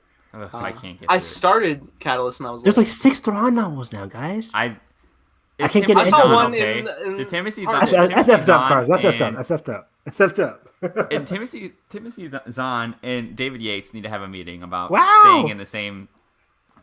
People like the Thrawn though. I know they I can do, admit though that I'm not feeling it. David Yates is a different story. Those are objectively bad movies, but people are loving the Thrawn I books. mean- They are loving his Thrawn like ascendancy. Are they stuff. good? I heard they are good. I heard they're good. It's I just don't not for know, me. maybe if you're already a Timothy Zahn Thrawn fan, because he's coming Right. from. Even the people who do I listen to, like What the Force, they like the Thrawn stuff. How many? Cause let's just look this up here. Isn't it just how many 3 Thrawn Thrawn novels books is this right man? now? No, It's a 3-1. The 3 like the Thrawn book with Padme and Anakin, and then it was a third one, right? But then they're doing a prequel version, take place in the past, the Thrawn Ascendancy trilogy. When does that take place in the timeline? Uh, Is it 3 to 4 still, or no, it's That's before before that. Way Oh, before shit. that. So it's during his time with the Chiss. So it's all about like the Chiss and stuff. So it's are the before he, Chiss like endangered? Why don't we see a lot of them? because they're all in unknown regions. God, he's written 10 Thrawn books. 10. 10. Does that include the Heir of the Empire? So like the new one yes. is coming out later this What's the Heir of the summer. Empire Was Heir of the Empire just a trilogy, just 3 books? Yeah. Yeah. The definitive sequel trilogy. Right, guys? Yeah. Why can't they just do this for the sequel? Oh wait, what's I've coming never out read this them, year? but I just think of the. I read the comic book version of the Heir. Because he did a That sounds trilogy. interesting. He did a trilogy in 1991. Then the new trilogy was 2017, 2019. Yeah, I've never read Heir of the Empire, but I just think of that cover that has like that wizard-looking dude shooting beams out of his fingers, and I'm like, I have no idea what this craziness is. It's pretty crazy. I really liked it. I read the comic book version of Comixology. I never read the books though. Is that the series that has Mary Jane in it? Exactly. Mm-hmm. Yeah. It's not Mary Jane at all. Is she literally a redhead? She is pretty hot. Okay. Hot drawing, man. Hot drawing, dude. Yeah, Mara Jade's a cool character. My waifu. No matter how much, tons of good waifus in this anime season, guys. Just saying. But, Meanwhile, all I've gotten for like a Luke romance is I read the scenario of the opening of the TLJ novelization. Oh, so good. Yeah. So good. Man, what was that again? Jason something? Who Jason wrote that? Fry. Jason Fry. With a Camille, I forgot how to pronounce her name, but she's in the deleted scenes of A New Hope. Oh, the character name. Yeah. Man, that book's so fantastic. Man. I remember when leaks for that novel were coming out and all the Raylo scenes were getting leaked out. I'm like, oh, it's so good. I love Ryan's passion about it. He was like, I always loved accompanying novels to movies. Yeah, he was. I wanted to working, like fill this with. I was like, oh hell yeah. He was working with Jason closely. I'm like, oh, I love it. Then you get the Rise of Skywalker novelization, and I heard that's really good, but I heard it's like still different and stuff. Anyways, I got a line from Ben at least. Post to disappear, one line. Oh wait, what does he say? It was like, I'll always be with you. Yeah. Oh, fuck. I didn't need that night. Dang, I shouldn't have asked you that. That hurt. Oh man. I have asked you that. That hurt. I'll just go watch Nathan's Rise of Skywalker ending video. There you go. To get some hope. I think it was at like 14K now. Nice. I think it's coming up on a year since I've made that almost. It's amazing. Jesus. Dang. What was 2020? Right? I was like, Nathan made that in 2019. No, I think I released that like July Comic-Con at home. Damn. Great stuff. Great Scott. That's really cool. But yeah, people seem to love that Thrawn stuff. It's just not for me. I'm not a huge fan of the character. I just don't like at least in the new trilogy, the writing. I don't like the italic thing where he goes into the interior line of thought and then out of it into like, it's just very weird. I don't know. It's just like inconsistent for me. The font? No, the actual like narration that you get like with Thrawn is very like weird compared to I thought you were having like the same difficulty of like reading comic panels. No. Carson reading comic and manga panels is hilarious. Start reading left to right, Evan. I haven't read a manga. Carson praises the. You've never read a manga? No. Carson praises the invention of the auto scroll feature. I love it. Oh, it's awesome. It is great when it crops in on the specific frames. Because I don't like getting spoiled about the end splash page. No, it's especially great because like you can turn a page and see everything, but like they'll have it like zoomed into the line and then they'll zoom out to the same page. And the best is when they'll do the little dialogue and then they'll do the entire like 2-page spread of the big thing. Like, action scene. Let's go. It's amazing. Perfect. Now just add the sound effects and you're golden. Oh yes. Love it. Is that it for Bad Batch? I think so. I love it. An hour. Yeah, I am surprised how much I'm liking the Bad Batch, guys. Literally, I was killing this show, ripping it to shreds when it was announced, and I'm having a blast. Rebel sequel, which is still true. I still need a Rebel sequel. Evan, it's going to be in live action. Duh! Come on! At this, I will only take a bridge to the sequel. This is not filming right now. Mm-hmm. Yeah, as we speak. Don't we just love the backdoor pilot in Mando season 2? God, that just gave me PTSD. Broke me. People love that episode. I remember initially just not liking it, especially the whole end scene with her and Thrawn. Where's Thrawn? I'm like, so this is what we're doing? Really? In the moment of stuff, I'm like, oh, and then I'll sit with it and I'm like this aftertaste, man. You could literally ask my brother. Like, I was just question after question. I was like, Jalen, what the F was that? I'm like, where's Thrawn? They're really going to do this whole Thrawn thing? Jalen's like, so you didn't like the episode? I'm like, I did, kind of ish. I mean, like, It looks good. yeah. I mean, Mando is like, there's never bad. It's just like there's solid episodes. It's just like I don't like the direction they're going. It should be prefaced. We do like Mandalorian when it's about the Mandalorian. Yes. I liked Mando season 2 episodes. How many episodes were in season 2? 8. 8. I liked episode 7, the one directed by Rick Famuyiwa with Bill Burr. That was a good episode. I liked it. The whole philosophical scene, the whole scene at the dinner table. The helmet off the mess for table. him for Grogu. Good. Helmet table off, doing what he had to do. Loved that episode. But yeah, wasn't it weird? Like once we got like through the 4 episodes, that was like all the trailer footage. Like because we started, we were like Cobb Vanth, cool. Oh hey, Bo-Katan's looking great. I like that episode too. And then we were like Ahsoka, Boba Fett, Luke Skywalker. Those 2 what hit are we punches doing? Those 2 back-to-back would just hurt me. I'm just like, ugh. And then the Luke Skywalker thing, I'm just, oh man, that really, really dragged me down. But is this a Snoke in a tank? But Evan, you'll learn about Mando in season 3. It took you 3 seasons to know who the main character really is. You have that same problem with Giancarlo, right? Oh yeah, he's terrible. He's a terrible character. He's terrible. We don't know jack crap about him. Right now. It took 3 seasons to know your villain? Wait. At least they're short seasons. There's 2 Thrawn books coming out this year? Yeah. Oh my. The Thrawn Ascendancy stuff. Right? He's done 2 trilogies since 2017. Exactly, yeah. Because he told us, because he said Dave Filoni has control of Thrawn post episode 6. Yeah. So he can't go past that. He says Dave Filoni, whatever Dave Filoni wants to do. Where does the Ascendancy even take place? They can do that. It takes place in the unknown regions with the Chiss pre-episode before he joins the Empire. So he's like struggling to. It's called the Chiss Ascendancy because he's ascending the ranks of the Chiss. Doesn't he do that in the first book? No, in the first book he's already with the Empire. Oh, he's already with the Empire. This is before he goes off to find the Empire. What was he doing before? Because remember, he goes to find the Empire because he needs their superior help to fend off the threat that's coming. Yeah, you're right. And he's on that Star Destroyer, and he's already has. Evan, remember me? No. Exactly. And I'm really just going off of what was the summary on. Yeah. First Star. I've really only read half the first. And like, I was confused because Ascendancy is like on all 3 books, and then each one has a separate name, and I'm like, okay. Yep, exactly. It's the Ascendancy trilogy, but people are liking it. So it could just be me. Maybe not. But speaking of Mando, what's Claudia doing? Like, obviously the next big book 3. What's the quote with Darth Vader and Padme? Like, where's Padme? Is she alive? Is she safe? Is she all right? Is she all right? Where's Claudia? Is she safe? Is she all right? Like, where's she at with this phase 2? She has nothing coming out for the phase 2 of. She's definitely going to be the not Captain phase 2, Scott but like phase 2 of part 2 of phase 1, I guess. Yeah. Wave 2.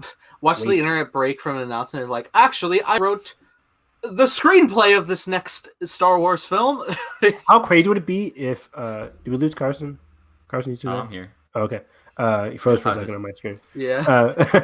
But how crazy would it be if Claudia is working with Leslie Headland on Acolyte? Yo, that would be crazy. That would be amazing. I just do the Zemo dance every time. Speaking of which, let's talk. Zemo could be in Star Wars. I would love Daniel Brühl to be in Star Wars. He's a great actor, great character actor. I forgot if he can stop playing German in everything he's in. I forgot he was in The King's Man coming up until I saw him on a poster the other day. Whoa, he is. Yeah. Dang. And he's got a monocle. I'm here for it. Well, that movie, I feel so bad for that movie. It's supposed to come out 2 years ago.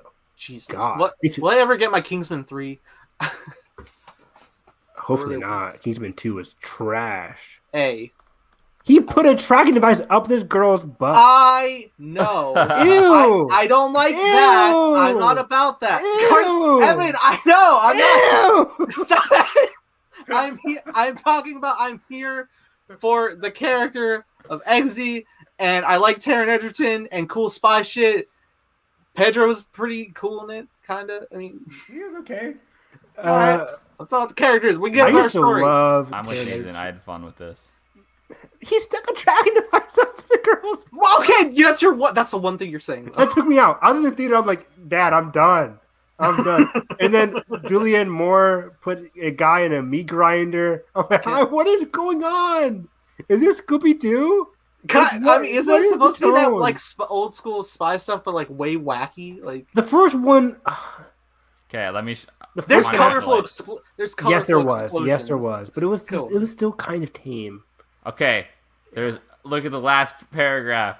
We got hope for Acolyte. Rain Roberts. Yeah, this is the update. Well, I guess it's a new leadership page or whatever. But Yeah, so we kind of knew most of this already. But yeah, Yeah. the last part here, currently focused on developing new films for Lucasfilm's theatrical slate. We kind of knew that. But also co-developing the upcoming Leslie Headland created Star Wars Series 4 Disney Plus. thank goodness. Which is amazing. There's kind of, because we started Hyperspace hype kind of halfway through the year here. There were some comments earlier in the year, I think around March or something, when the High Republic was getting started. And there was an interview with Kevin Scott where they're like, so we know the Acolyte is towards the end of the High Republic, but is that like the capping off point for the High Republic? And Kevin Scott said no. So like there could be stuff beyond the Acolyte. The High Republic doesn't end with like the end episode of the Acolyte. There's still more of the High Republic after that. John Nolan, our boy, so that's really executive cool. creator director. John Nolan, yeah. Um, But there's somebody else who's an executive creative director, right? Doug Chang. Doug Chang. Yeah. Doug Chang. Yeah, I was kind of teeing up for Let me scroll up here. That guy the- right Filoni. Dave Filoni. He is also apparently executive creative director ever since last summer. Hey, thanks to Kathleen Kennedy. Yeah, thanks to Kathleen Kennedy. Uh, Which is interesting. I wanted to talk about this because he is the new executive creative director next to Doug Chang and John Knoll. And we've kind of, since last summer, since he was, I guess, hired now or promoted, we've kind of seen the fruits of his labor a little bit with the Mando Season 2 and the announcements they made at last year's Disney press conference event. We've kind of seen the fruits of his labor in terms of in the Disney Plus realm. Yeah. Yes. Yeah, true. Very true. In the Disney Plus realm. It seems to not have that much influence on the theatrical film side of things. But we kind of seen like what his focus seems to be. And I'm not fairly confident or excited about Dave's. I love Dave. He's one of the best creators. If I met Dave, I would lose my mind. He's one of the best people in Star Wars ever. he thrives in animation. He thrives in animation, though. And when it comes to Mando Season 2, I lost a little bit of, I don't know what the word here is. It was Hope, weird, right? I Because like guess? we saw like the making of Season 2, and he was like, "This is actually where I've been wanting to jump off to, like do Yes, the live action yeah. stuff with this stuff." And it's like, but the limitations, Dave. But also, I think people are kind of overcompensating on this Mhm. announcement a little bit because Okay. just on the bottom thing, like he's busy doing shows. Like yes, but like He has He's no not the, involvement he's with not that. the He's not- president. yeah, he's not like the last. He's not like Rain, who we just showed, who's like planning slates and working on launching new. I mean, he is obviously working on new shows, but it seems like he's more of like executing still. Like people are like, oh, he has control of everything. It's like No, It's not really- definitely not. Yeah. But he seemed to be having control over Boba Fett, yeah. Mando Season 2, Season 3, Season 4, Season 5, or however long they go there. The Ahsoka stuff, this crossover event that they teased last year with the World of the Mandalorian. A lot of the upcoming Disney Plus stuff outside of Lando, Cassian, Obi-Wan, Acolyte, outside of those things, in the world of the Mandalorian, he seems to be having a lot of say in terms of what goes on there. So I wouldn't be really surprised if that's like his realm. Like he is in charge of all that realm. Granted, there's also the big influence of Jon Favreau, but for me, it's just like I'm not really gelling. I said this as much last year when all those new shows were announced. I'm not really gelling with Ahsoka. I'm not really gelling with Mando Season 3 right now with the way Mando Season 2 ended. I'm not really gelling with the recently not canceled, but halted. What was it called? I'm trying to find it. Rangers of the New Republic. If you would have told me I can was just going Google to Rangers be of the New more Republic. hyped about Bad Batch stuff than Mando season 3, I'd say you're out of your mind. Oh, But here we are. 1,000%, Nathan, right? Yeah. I agree. Here we go. At the very bottom right there, Carson. Happy 50th episode. The update. Oh, sorry, it opened in a new tab. Oh, Hold on. Give me yeah, a I can't second. see it. But yeah. So yeah, I'm with you, Nathan. You would have to dunk Gatorade on my head for me to believe that I would be excited for Bad Batch more so than Ahsoka, Mandalorian season 3, Rangers of the New Republic. But I like Bad Batch more right now. And yeah, right here, this is big news. Mandalorian spin-off Rangers of the New Republic is no longer in development at Disney Plus. Are we shocked? No. No. Well, I mean, good point. I'm not really shocked, but given that this show seemed to be anchored by somebody who has departed Lucasfilm, it seems like they kind of reworked the series. yeah. And Which- it seems like she was at the forefront of it. But again, that begs the problem I've had with Filoni and with this whole Mandalorian spin-off world they have going on right now. Who thought in their right mind Cara Dune can headline a TV show? I don't know. It's Who really in their right mind thought that? Someone who really likes smirking. like Maybe. maybe they saw it as an ensemble. Like This should have never been an issue. Like they Like- were really like teeing up that backdoor episode in Mando with like, they, Oh, yeah, here's your yeah. badge. You lose Use your anyone badge on with Alderaan? a stupid quote like, "Hey, did you lose anybody, Cara Dune?" Which now Yes, just motherfucker, looks- I lost a planet. It's Alderaan. It's So- Alderaan. I Maybe lost a it's- race. Like, I don't know. Maybe it was Favreau that was like, "Oh, it would be cool if we saw these pilots somewhere else." Like, we saw like, but why Cara Dune at the center? of it? Why Like, Cara Dune? and the thing is, like, could have been like it's a cool concept of like a lone Yes. Alderaan survivor, Yeah, yeah. but it's like the performance does not compel me confidence. That's the thing. Right. 100%. And if she's gonna be the lead main character, it's like it's one of those instances they probably just got obsessed with the character maybe and weren't really just because it was there and like The popularity just jumping off, and I mean, guess. and I could see like how they might have thought because like Mando was like a smash hit for its first season. Everything was like very Season 1 especially, yeah. yeah, and everything was very like it was like episode to episode. So like based on where we were, it was like you're dealing Yeah. with a small thing, but but to like get we're all having the way fun. to the Yeah, investor day of I don't 2020 and then understand. confidently announced Rangers of the New Republic, like But again, this Lucasfilm, even in terms of film and their TV shows, unfortunately, they're very reactionary. It reminds me of the WB 2016 days, where they're very reactionary to the public persona. We've talked about this with the way they've treated Ryan in The Last Jedi and The Rise of Skywalker. They're very reactionary to, and they saw the big buzz of season 1, which was a hit show. And they probably figured like, oh, people like Cara Dune, let's have her have her own spin-off show. They have to have they have to realize like she's not giving us the performance of a lead actor here. If I was going off of season 1 to spin off something, I can see how Kara would be the most intriguing aspect, but that's out the of everything issue. available. But you yeah, shouldn't, you shouldn't be spinning off characters from the show. The Rangers of the New Republic sounds interesting. Make it all new characters that are the new Rangers of the New Republic. and I It think doesn't that's have where to like be- I think that's where season 2 of Mando like really started falling apart when like they were Yeah. interjecting stuff that really doesn't have to be connected to Mando, but they were just like, we want to make this our testing grounds instead of its own like fulfilled story. Yeah, Boba Fett didn't need to appear in Mando season 2 to have the Book of Boba Fett. You And it's have a funny show 'cause called the Book of Boba Fett that will Yeah. sell on its own. You don't need to have it Yeah. in Mando season 2. No, you're right, and we're optimistic enough at one point to be like, if Boba Fett shows up, maybe it'll be like the Mandalorian aspects of like honor versus just live your own life thing, and that sounds way cooler than what we got. And we almost got it. They had a conversation for like 2 minutes, and then like the whole Empire came in. It was just an action sequence for 20 minutes.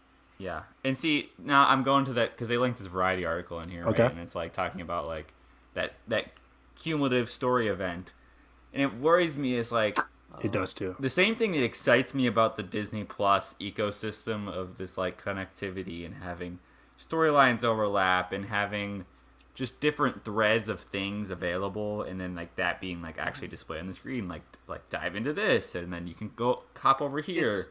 It's kind of like I'm worried that like this is the first big test. Is this like Mando era crossover thread we're about to go into? Because if these all, add up to, I don't know what the story event's gonna be. If it's gonna be in Mando season 4, or is it gonna be a separate project from these that it seems like a separate project or limited series will add with Mando seasons to create a limited series finale type deal. I don't know. So I'm just kind of worried what that logistically looks like. One, because Favreau and Filoni are both super busy now with 5 shows or 4 shows or whatever it is. So it's like very interesting to see how that actually gets executed. Yeah, this culmination thing is odd. It feels like it's very Marvel. See, that's the thing. It seems very Marvel-ish, but WandaVision isn't connecting to Falcon and Winter Soldier. Yeah. Falcon and Winter Soldier isn't connecting to Marvel. Those are self-contained TV shows that are telling their own stories. Yeah, and here's the weird thing. It's like when I look at Mando season 2, it's very Age of Ultron in the sense of like being jam-packed with different setup. Now, I have enjoyment with Age of Ultron, and I will say that I also do see that like it's not as bright of a story as it could be, because there is a lot of points that's just like here's a Wakanda name drop, and like here's the Hulk buster. Here's Thor getting a bathtub.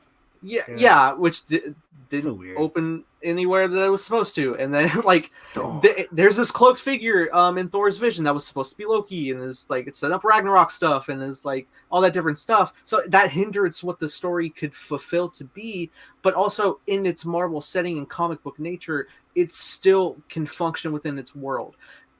Star Wars has never really been like this. It's been its own episodic contained story of serials and crawls. And it's not like an expansion thing of like the interconnectivity. It's the one flow. It's the Star War that you're watching. Yeah. It's interesting because I think what they've done with Bad Batch is a good example of how to do it kind of correctly. Where I'm not a huge, I've said it numerous times, I'm not a huge backdoor pilot kind of person, but the way they've integrated the Bad Batch in Clone Wars Season 7 wasn't a backdoor pilot-y. It was a way to help out with Rex's character development a lot in those 4 episodes. And it wasn't very self-contained. We got a lot of stuff with Anakin. We got a good narrative connective tissue with Clone Wars Season 7.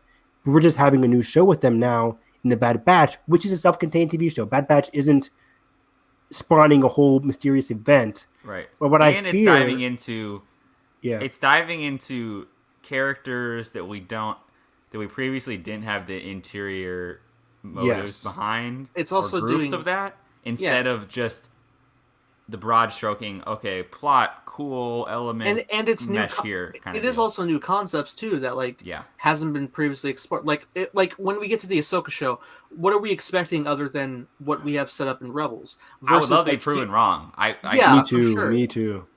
But here in Bad Batch, we're like who is this Omega person? We don't know yet, but like it's interesting to be like the faction of like clones to stormtroopers and like the rise of the Empire being integrated into the galaxy and stuff like that. There's so much stuff they're delving into with Bad Batch, which is so fascinating. But for the Mandalorian cinematic universe they have going on here, it just seems seems connected for the sake of like, let's make it all connected so we can lead up to an event. Like, no, you don't have to do that. And if we're going to lead up to an event in a show that arguably didn't even carry its own back in season 2, really. Who is the Mandalorian? And isn't it weird of just like, your driving force can't just be like this special spotlight thing, because like when they did Luke, they like could barely maintain that face, man. It like that's a quick special thing. You can't make that your like sole existence of your show. You can't do that. I just realized we're gonna have to see Luke again. Will we? I don't know. It just seems very weird. And if Mando season 3 starts off with automatically getting Grogu back, I'm just gonna be like, what is happening? But anyways, Why did they CG Luke when like we were fine with a young Alden and he did phenomenal, like yeah, as Han. The whole Ah. I'm still mad that speaking of like Yeah. split screen time and stuff of like the villain getting developed, like Mhm. Moff Gideon was they absolutely butchered botched him. in season 2. He didn't do any. Botched. They played him like They were hyping him Cersei- up all season. like Cersei in Game of Thrones season 8, where she just stood in front of a green screen Right. sipping wine. And yes, the fight is Like- cool. Like I get it, but at the end, like it gets completely sidelined. There's no resolution. Zero Cool. resolution. Cool is not enough. It's just Yeah. it's not. If I told somebody, give me 5 sentences describing why you like Moff Gideon. Everyone don't who even know. knew- What do you do? He just we God- only see him posturing. We haven't seen like we only see him when the information is needed. We don't see him He's an making choices exposition, in yeah. everything else. You know what I mean? He's an exposition dump. Even the famous line, like, you have what I want. He means more to me also- than he does to you. Like, that was a cool exposition dump. Yeah. That was it. Nothing I'm also about just him.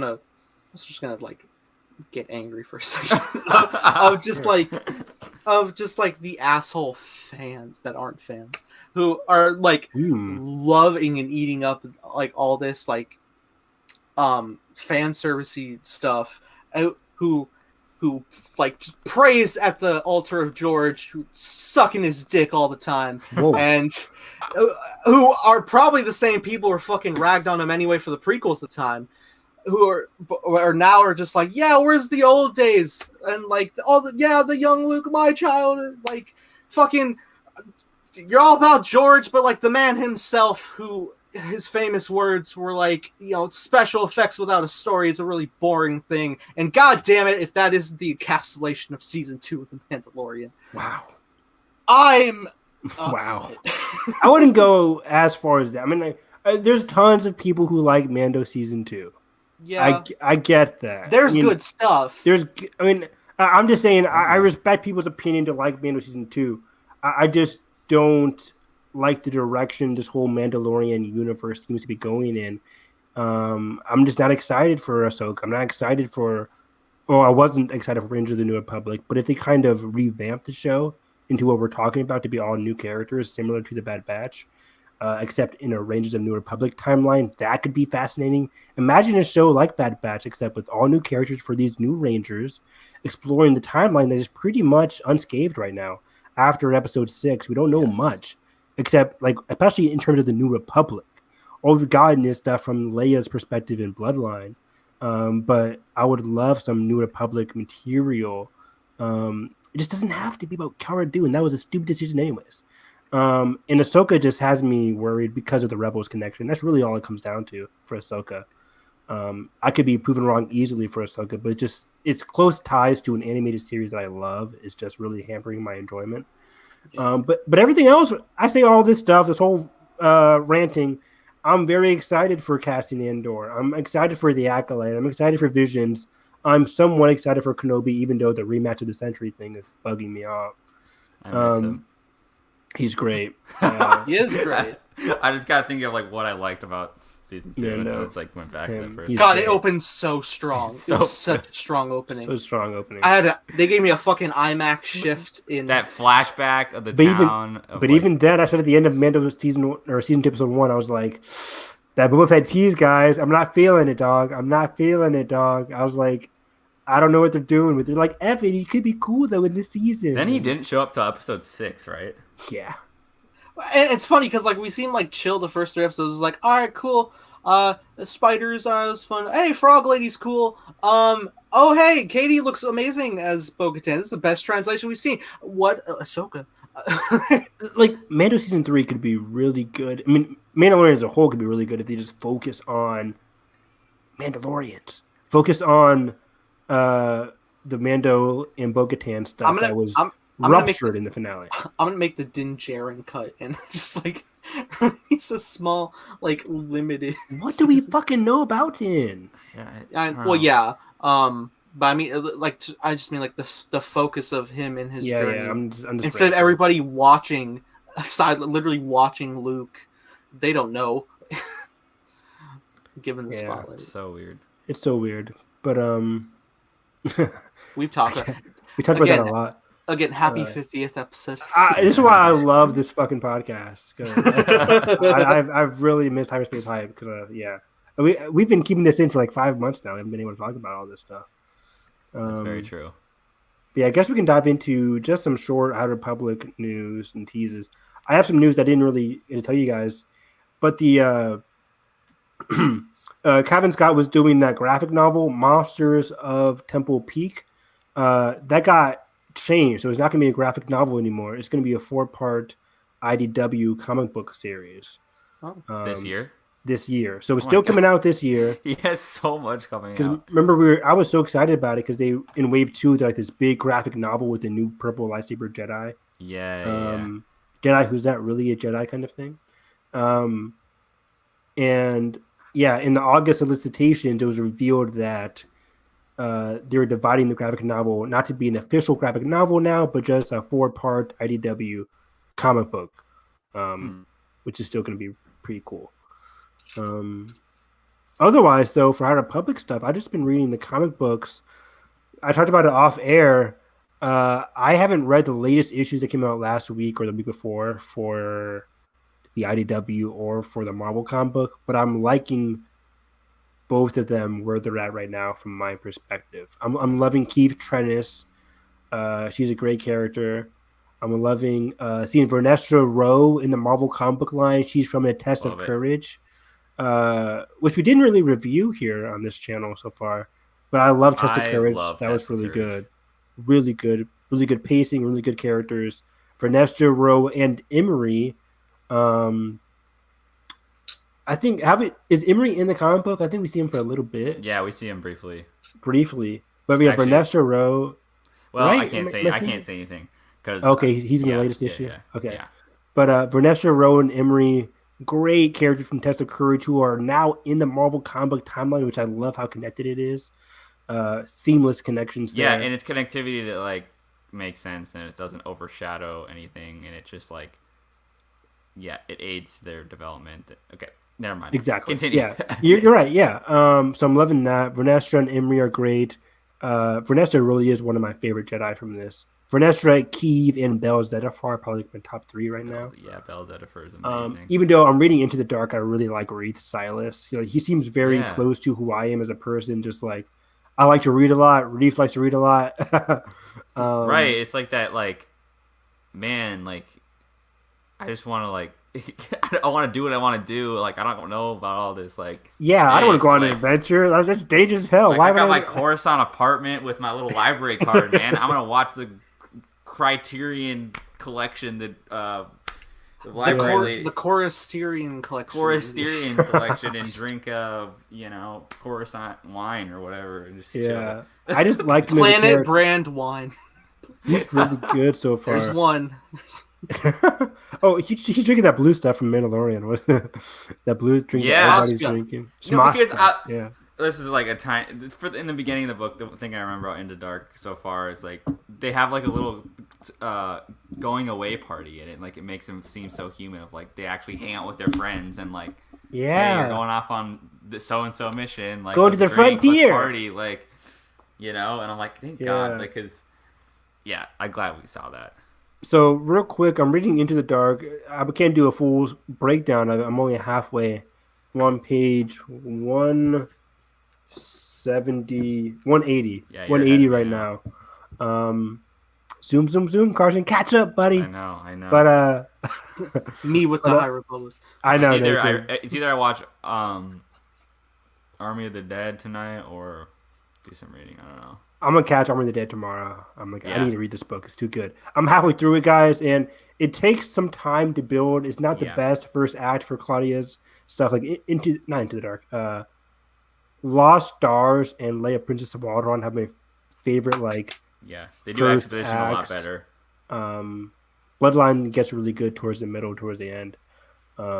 So this one is kind of following my enjoyment for Bloodline, right? I didn't like it up front, but I'm liking the characters. Claudia kills it more than any other author with character descriptions and character. It's gonna pay off. I know characters. Yeah, this is Into the Dark. Without getting any spoilers, it is basically Claudia's version of Alien, except from a Star Wars perspective. Yeah. They Evan, go why into didn't you this. lead with that? they my go favorite. into they go into this lost station, and shit goes crazy. So it's basically Alien. They go into this lost planet or lost environment. They're unprepared for what's ahead, and there's some crazy stuff. Like I'm halfway through and something just happened to one of the characters, and I'm like, "Woo, this is getting good." So I'm very excited to keep on reading and just Reed Silas is a great character. There's a character that Claudia talked about in interviews prior to Into the Dark coming out, called Leox or Leox. Do you know how to pronounce that, Carson? His name is Leox. Yes, yeah, the captain guy. Nathan, if you see the words Leox, how would Yeah. you pronounce that in Star Wars? Is that Leox? Lux. Lux? Leos? Leos?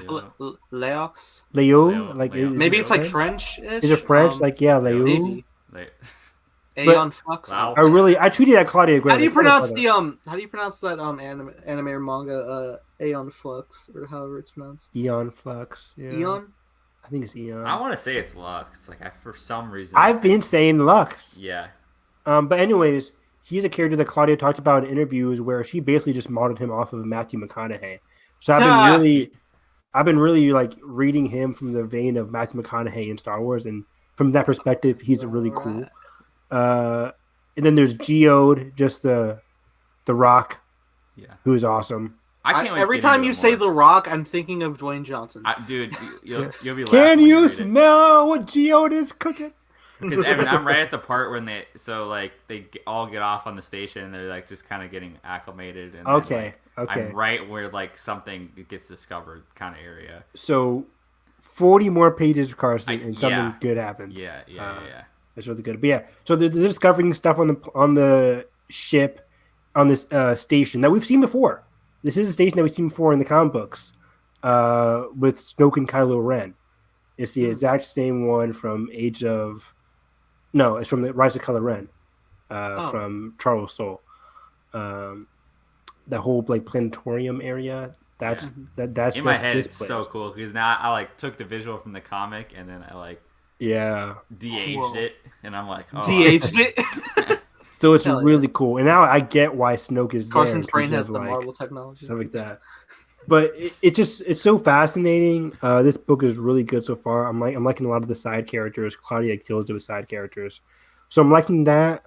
I'm trying to think of other High Republic stuff I'm reading. Test of Courage is really good. The Marvel stuff is really good. IDW guys, if anybody isn't reading the IDW line, it's really good. I know Adventures. High Republic Adventures. Yes, yeah, I know the IDW stuff is hit and miss in previous stuff, but High Republic wise, it's really strong writing from Daniel Jose Order, because there's a great parallel between a person on the good side and a person on the Nihil side. Markion Rowe is a main character. What the hell? So that's amazing. It's funny because like I'm actually really liking Jose Older as a comic writer, whereas maybe it was just Last Shot I wasn't a fan of. Nah, And I think he's really, really doing good here. I agree. I'm excited to see because it doesn't have a phase or a novel or YA novel coming out. Yeah, this year. He's doing the. It's like the Journey to Something Tower in the. And I'm excited for that because it's just like with his novel, with Last Shot, it's like you're writing Han Solo. Like there's a lot of expectations and just stuff with that. It's just a lot, and so I'm excited to see him kind of free that a little bit more with High Republic, a little more flexibility. Because I liked Last Shot. It was okay. It just wasn't one of my favorite things. So I'm glad he's kind of shining in this comic area, and then get a different novel going. Because and oh my god, we're only like a month away from all this starting to come out. Yeah, they released a excerpt today from the next novel, Rising Storm. I've been not reading. I just retweet the publisher that she tweets them out. And I don't want to read those, but it was about Bell Zettifar and about Loden Greystorm. I'm like, I have to. I skimmed a little bit. I had to. I'm like, because Bell Zettifar, his journey in Light of the Jedi is perfection. So I can't wait to see his character specifically, how he tackles what happened to him. Oh man. So yeah, my boy Loden. my boy Loden. Read the book. Read Light of the Jedi. You have like 2 months, Nathan. Okay, you're right. During your shifts. Yeah, read like Audiobook. During my shifts. Pop in the secret headphone. Can you guys around listen the to ear. stuff while you're working? You can't do that, right? We can like on like ushering around and stuff, or like deep cleaning after hours. Like for sure you could. Okay. Cool. Did you have anything else to say, Carson, about High Republic? No, I was just thinking how I need to continue reading because I'm caught up on comics for High Republic, which is a shocker for me. But I've actually just been really loving it. I get it first day and then I read it, which I've like. Oh, do you have a subscription? Yeah, I've like never done that before for like a comic line, and like I've been loving doing that. And then it's like, oh, it's in your library. I'm like, yay! Might as well. But yeah, so I'm excited for issues 5 and 6, and then issue 6 for Marvel, and then of course the new storylines which will kick in June. It's just real. I just love this. I love this publishing stuff. Like High Republic, guys. It's animation and publishing that I just know is always just gonna. I can just be They hit satisfied no matter what. They will be something for me, and it just gives me so much hope. Rebellions are built on. Real quick, the Drengir in the Marvel comic line are fascinating villains. Can you please read issue 5 because you have no idea? Oh, really? Oh, yeah. No. Okay, Dude, next it's week. nuts. Next week, I will rave even more about the Drengir. But Okay. between the Drengir and the Nile, the villains are knocking it out of the park for High Republic. So, yeah. I remember in the lead up to High Republic, I'm like, how can these aliens have any threat to the Jedi? And the issue I read, it was really good. But Oh my god. I'll read even more. I'll read even more. Go You know what? The podcast ends. I'm reading the fuck out of this comic. Hey. And I'll get back to you guys. Yeah, dude. Oh, okay. I can't even talk about that one. Okay. Next week. Next week. But yeah, other than that, I mean, in a more positive light of our 50th episode, yeah. Go Star Wars. Go Star Wars. I mean, do you guys have any like fond podcast memories, moments, celebration memories, or anything, or like we're all together?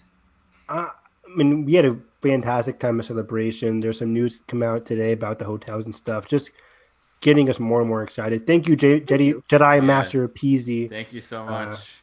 Thank you so much. Glad you're with us on this late night rant / excitement / Are you sure that's not Kelly? retrospective. No, it's her burner. No, she would be making fun of me. She'd be making fun of me. But yeah, thank you so much. But yeah, I love this podcast, guys. It's fantastic.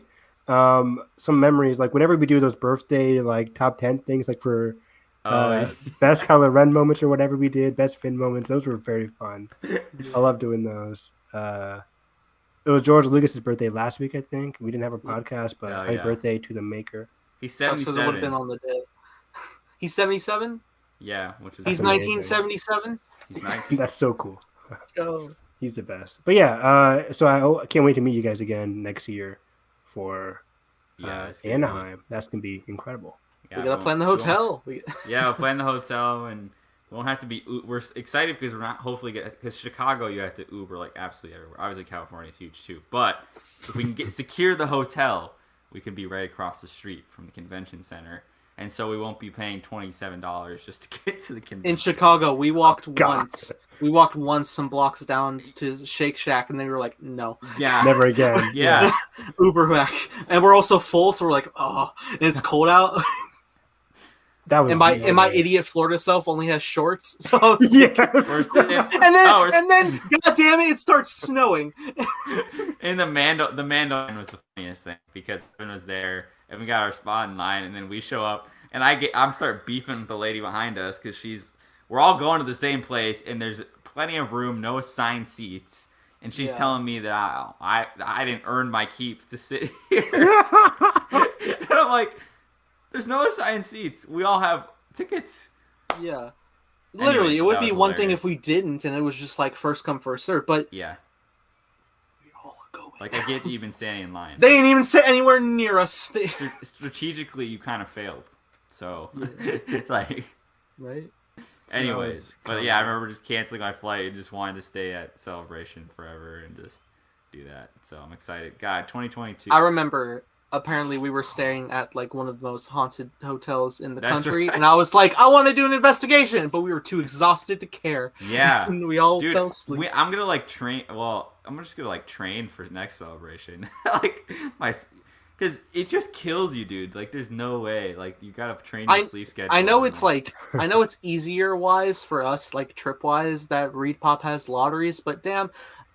Orlando's 2017 overnight was fun as hell, and I did that for the Last Jedi panel, and Ryan was there. Ryan was there at the convention. You know what though? Helping people get. I'd rather be somewhat tired all the time than just be absolutely wiped and have to miss like 8 hours of something the next day, or just like just be like completely out of it. I remember I went to it was the day of the trailer for Rise of Skywalker, and like. We did our thing. It's like, all right, cool. So it was like, all right, I'm gonna go watch Return of the Jedi with a crowd of which there was like 7 people, so it didn't matter. I was like starting to doze off, and I think you guys went to a publishing panel. And Iconic. And then who's coming out on stage but the entire cast of Episode 9, like around. And why did I not just get up? Like I just felt it was a packed panel and everyone was there. Yeah, mine wasn't. I was just like, hold on. Who's on stage? Daisy. Sean was literally having like an aneurysm over John Boyega, Daisy, J.J. Abrams. I'm like, oh, come on. I made it just in time for Naomi and Oscar. Yeah, I remember that. Damn, yeah. and we missed Kelly. Oh, jeez. Yeah, that's the thing though. It's like, but we're like, wait, guys, the higher public on the publishing. Oh, what is it called? Project Luminous. Which we would get to like a trailer mid-pandemic. Oh man, swing and a miss. But yeah, Next good time. Things ahead. Good things ahead. that's over 2 years. Next time. Surely you guys will have a good publishing panel now in the thick of the High It has to Republic. be. It'll be 3 years since we've last seen each other when we do see. Like that's nuts. It's already been that. I would have gone to grad school and graduated. Right, Like, that's it insane. has been Jesus Christ. It has been 2 years since that infamous screaming video where Carson's bobbing like on my shoulder. Evan's like, what's going on? What? Palpatine? Like, and I'm just like, ah! God, I was tears in my eyes. Yeah. We were out of it for a good 2 hours after that. We were sitting in the food court, just like, I don't know. We don't know what to think. The Raylo of it all. Cam actors just on stage, like, let's see it again, folks. T-shirts, stickers. We were just crazy. stickers, just loose stickers. Honestly, no, my favorite. Okay, this is my all-time favorite thing was when it was my first day of any celebration, and I lost you guys 4 seconds into running into the. Oh, yeah. I'm so sorry. Oh, I remember we were all waiting, and everyone was just like, "Fuck it, jump the bars, go." I was so overwhelmed. I didn't know what to do. Like, I mean, I barely knew the path. Yeah. Because we were there for like a day or two, but then I forgot it was your first day. Fuck. Dude, and then I just like saw I just saw like all the Master Apprentice books out. I'm like, oh, I kind of know this. And then I saw the big stage and I tried to find everybody. And it's weird because like our first day, we were like slowly walking, like, oh my god, look at all this, and Carson's just like, yeah. And remember how big that line was to get in? Like, because we had it was the first day, we just wait. Like we were waddling in, like every so like. God, platform. imagine now that'd be so like, don't want to be near anybody. Well, if I get the serum, which I'm getting my final dose this coming week, so that'll be great. Oh yeah, sweet. Yeah, dude, it's so fun, and I feel like I'm spoiled because I was like, hell yeah, went 5 days. It was like now it's back to 4, and I'm like, it's not enough. But dude, and I'm excited because now that I'm like, oh, is it less? Is it a less day? Yeah, it's 4 days. It's one less day. Yeah. Oh, I didn't know that. But now that I like won't technically have like school all the time now because I'll just be working, I'll just be able to use vacation days and just like, yes. I'm so happy too because it was going to be August of next year, right? And I'm like, I'm gonna be a teacher, and I'm like, I can't just skip school in the first week of school. Like, I can't really do that. But now it's gonna be during the summertime. I'm like, oh fuck it, it's a wrap Yeah, it now, will be like your probably first or second week of summer, probably. Which yeah. is So I'm awesome. like, awesome, sweet, Hey, love it. absolutely. Dude, it'll be so fun. In California, so I'm sure we'll hit up Star Wars Land at a point. Oh yeah, I mean, Sure. at least because one night. any just other, going. yeah, because like I don't see my wallet doing it another time. And like, what better time than right there? Yeah, I going want to ride Oga's the Cantina. What's the and all that? The Cantina and the Rise of Resistance. Smugglers Rise of Run, the and Resistance. Rise of Yeah. Resistance, the 2 rides, hell yeah. The oh no, wait, no, it's Disney World that has the Mando X-wing. Yeah, I keep forgetting which is which. Damn, But yeah, it's gonna be a blast. absolutely. But otherwise, I think that'll about do it for our show. Because I mean, midnight 30, like. Just like the good old days. Remember, guys, we started our podcast at midnight. Yeah. Oh, don't remind me. Now we're Anyway, getting old. How was that again? Just kidding. anyway, it was a fun time to be disoriented. What the fuck? It was a good time to be back in the thick of it all. Yeah, look out for Mando season 2 broke me video essay inspired by. Is it gonna be in all black and white? No, but I mean, I'll probably try some creative dynamic angles like he does. Yeah, do it. That being said, Carson, where can they find you? Yeah, you guys can find me graduating college this weekend. I guess that's it. Yeah. Should have already happened, but all right. Should have happened, but we're back. We're doing the reshoots, the Rogue One, third act of Not graduation. the reshoots. The rewrite of graduation. The rewrite of graduation. There you go. So we're doing that this weekend, and then just relaxing. I'm over on Twitter. I think I said Twitter. At the Film Carson. Hopefully you'll be watching Army of the Dead this weekend. It's another Snyder film. Hey. He's back. Zack Snyder. Two He movies never this year. left. I'm ready for this zombie tiger, man. I'm telling you. And Dave Bautista, coming in hot off this Knives Out announcement. Excited to see him because he's a great actor, and I'm loving his career. So can't wait to do that. But otherwise, we'll be back next week on our commentary game. Watching my favorite guilty pleasure movie of all time, at least my 11-year-old self, which is Tokyo Drift. Cannot wait. I got better. I remember it was at like the bottom of my list when I first watched it, and then I watched it recently. I was like, this is pretty great. I cannot wait. Evan would be like, it's not bad. And I'm going to be like, yes. Yes, Evan. Come to the light. Pretty good. Yeah. Evan, where can they find you? Find me on Twitter at HarrisEv9. Reading more of Into the Dark. Yeah. Nice. Read some more tonight. Probably get another 50, 70 pages in tonight. So yeah, find me on Twitter there. Watching a lot of cool anime. Anime Saturday is the best day ever. And commentaries next week.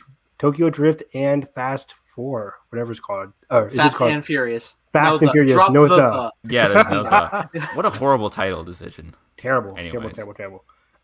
Too Fast, Too Furious. Iconic. Ocean. So yeah, go back and watch our commentaries from this week if you haven't already. So I'll try to be editing some highlight reels for sure. But awesome. Look out for that. That'll about wrap it up here, guys. So yeah, Star Wars. We love it. Make that the thumbnail. It's like Dark Side. It's you being Dark Side Ray and like the reflection of like literally my first extended trailer mashup that got published by Screen Rant. That's half good and bad Ray. Yeah. Oh yeah. Hey. Yeah, come check out our commentaries. The first 2 should be up on the channel. Or at least the first one, I think, is. If you want to just watch along, if you don't want to wait for my long time to edit. Yeah. Yeah, man. If you guys enjoyed our podcast, make sure you hit the like button, subscribe if not already. And that being said, I hope you have a great day. And may the force be with you always. Peace. My computer froze. All right.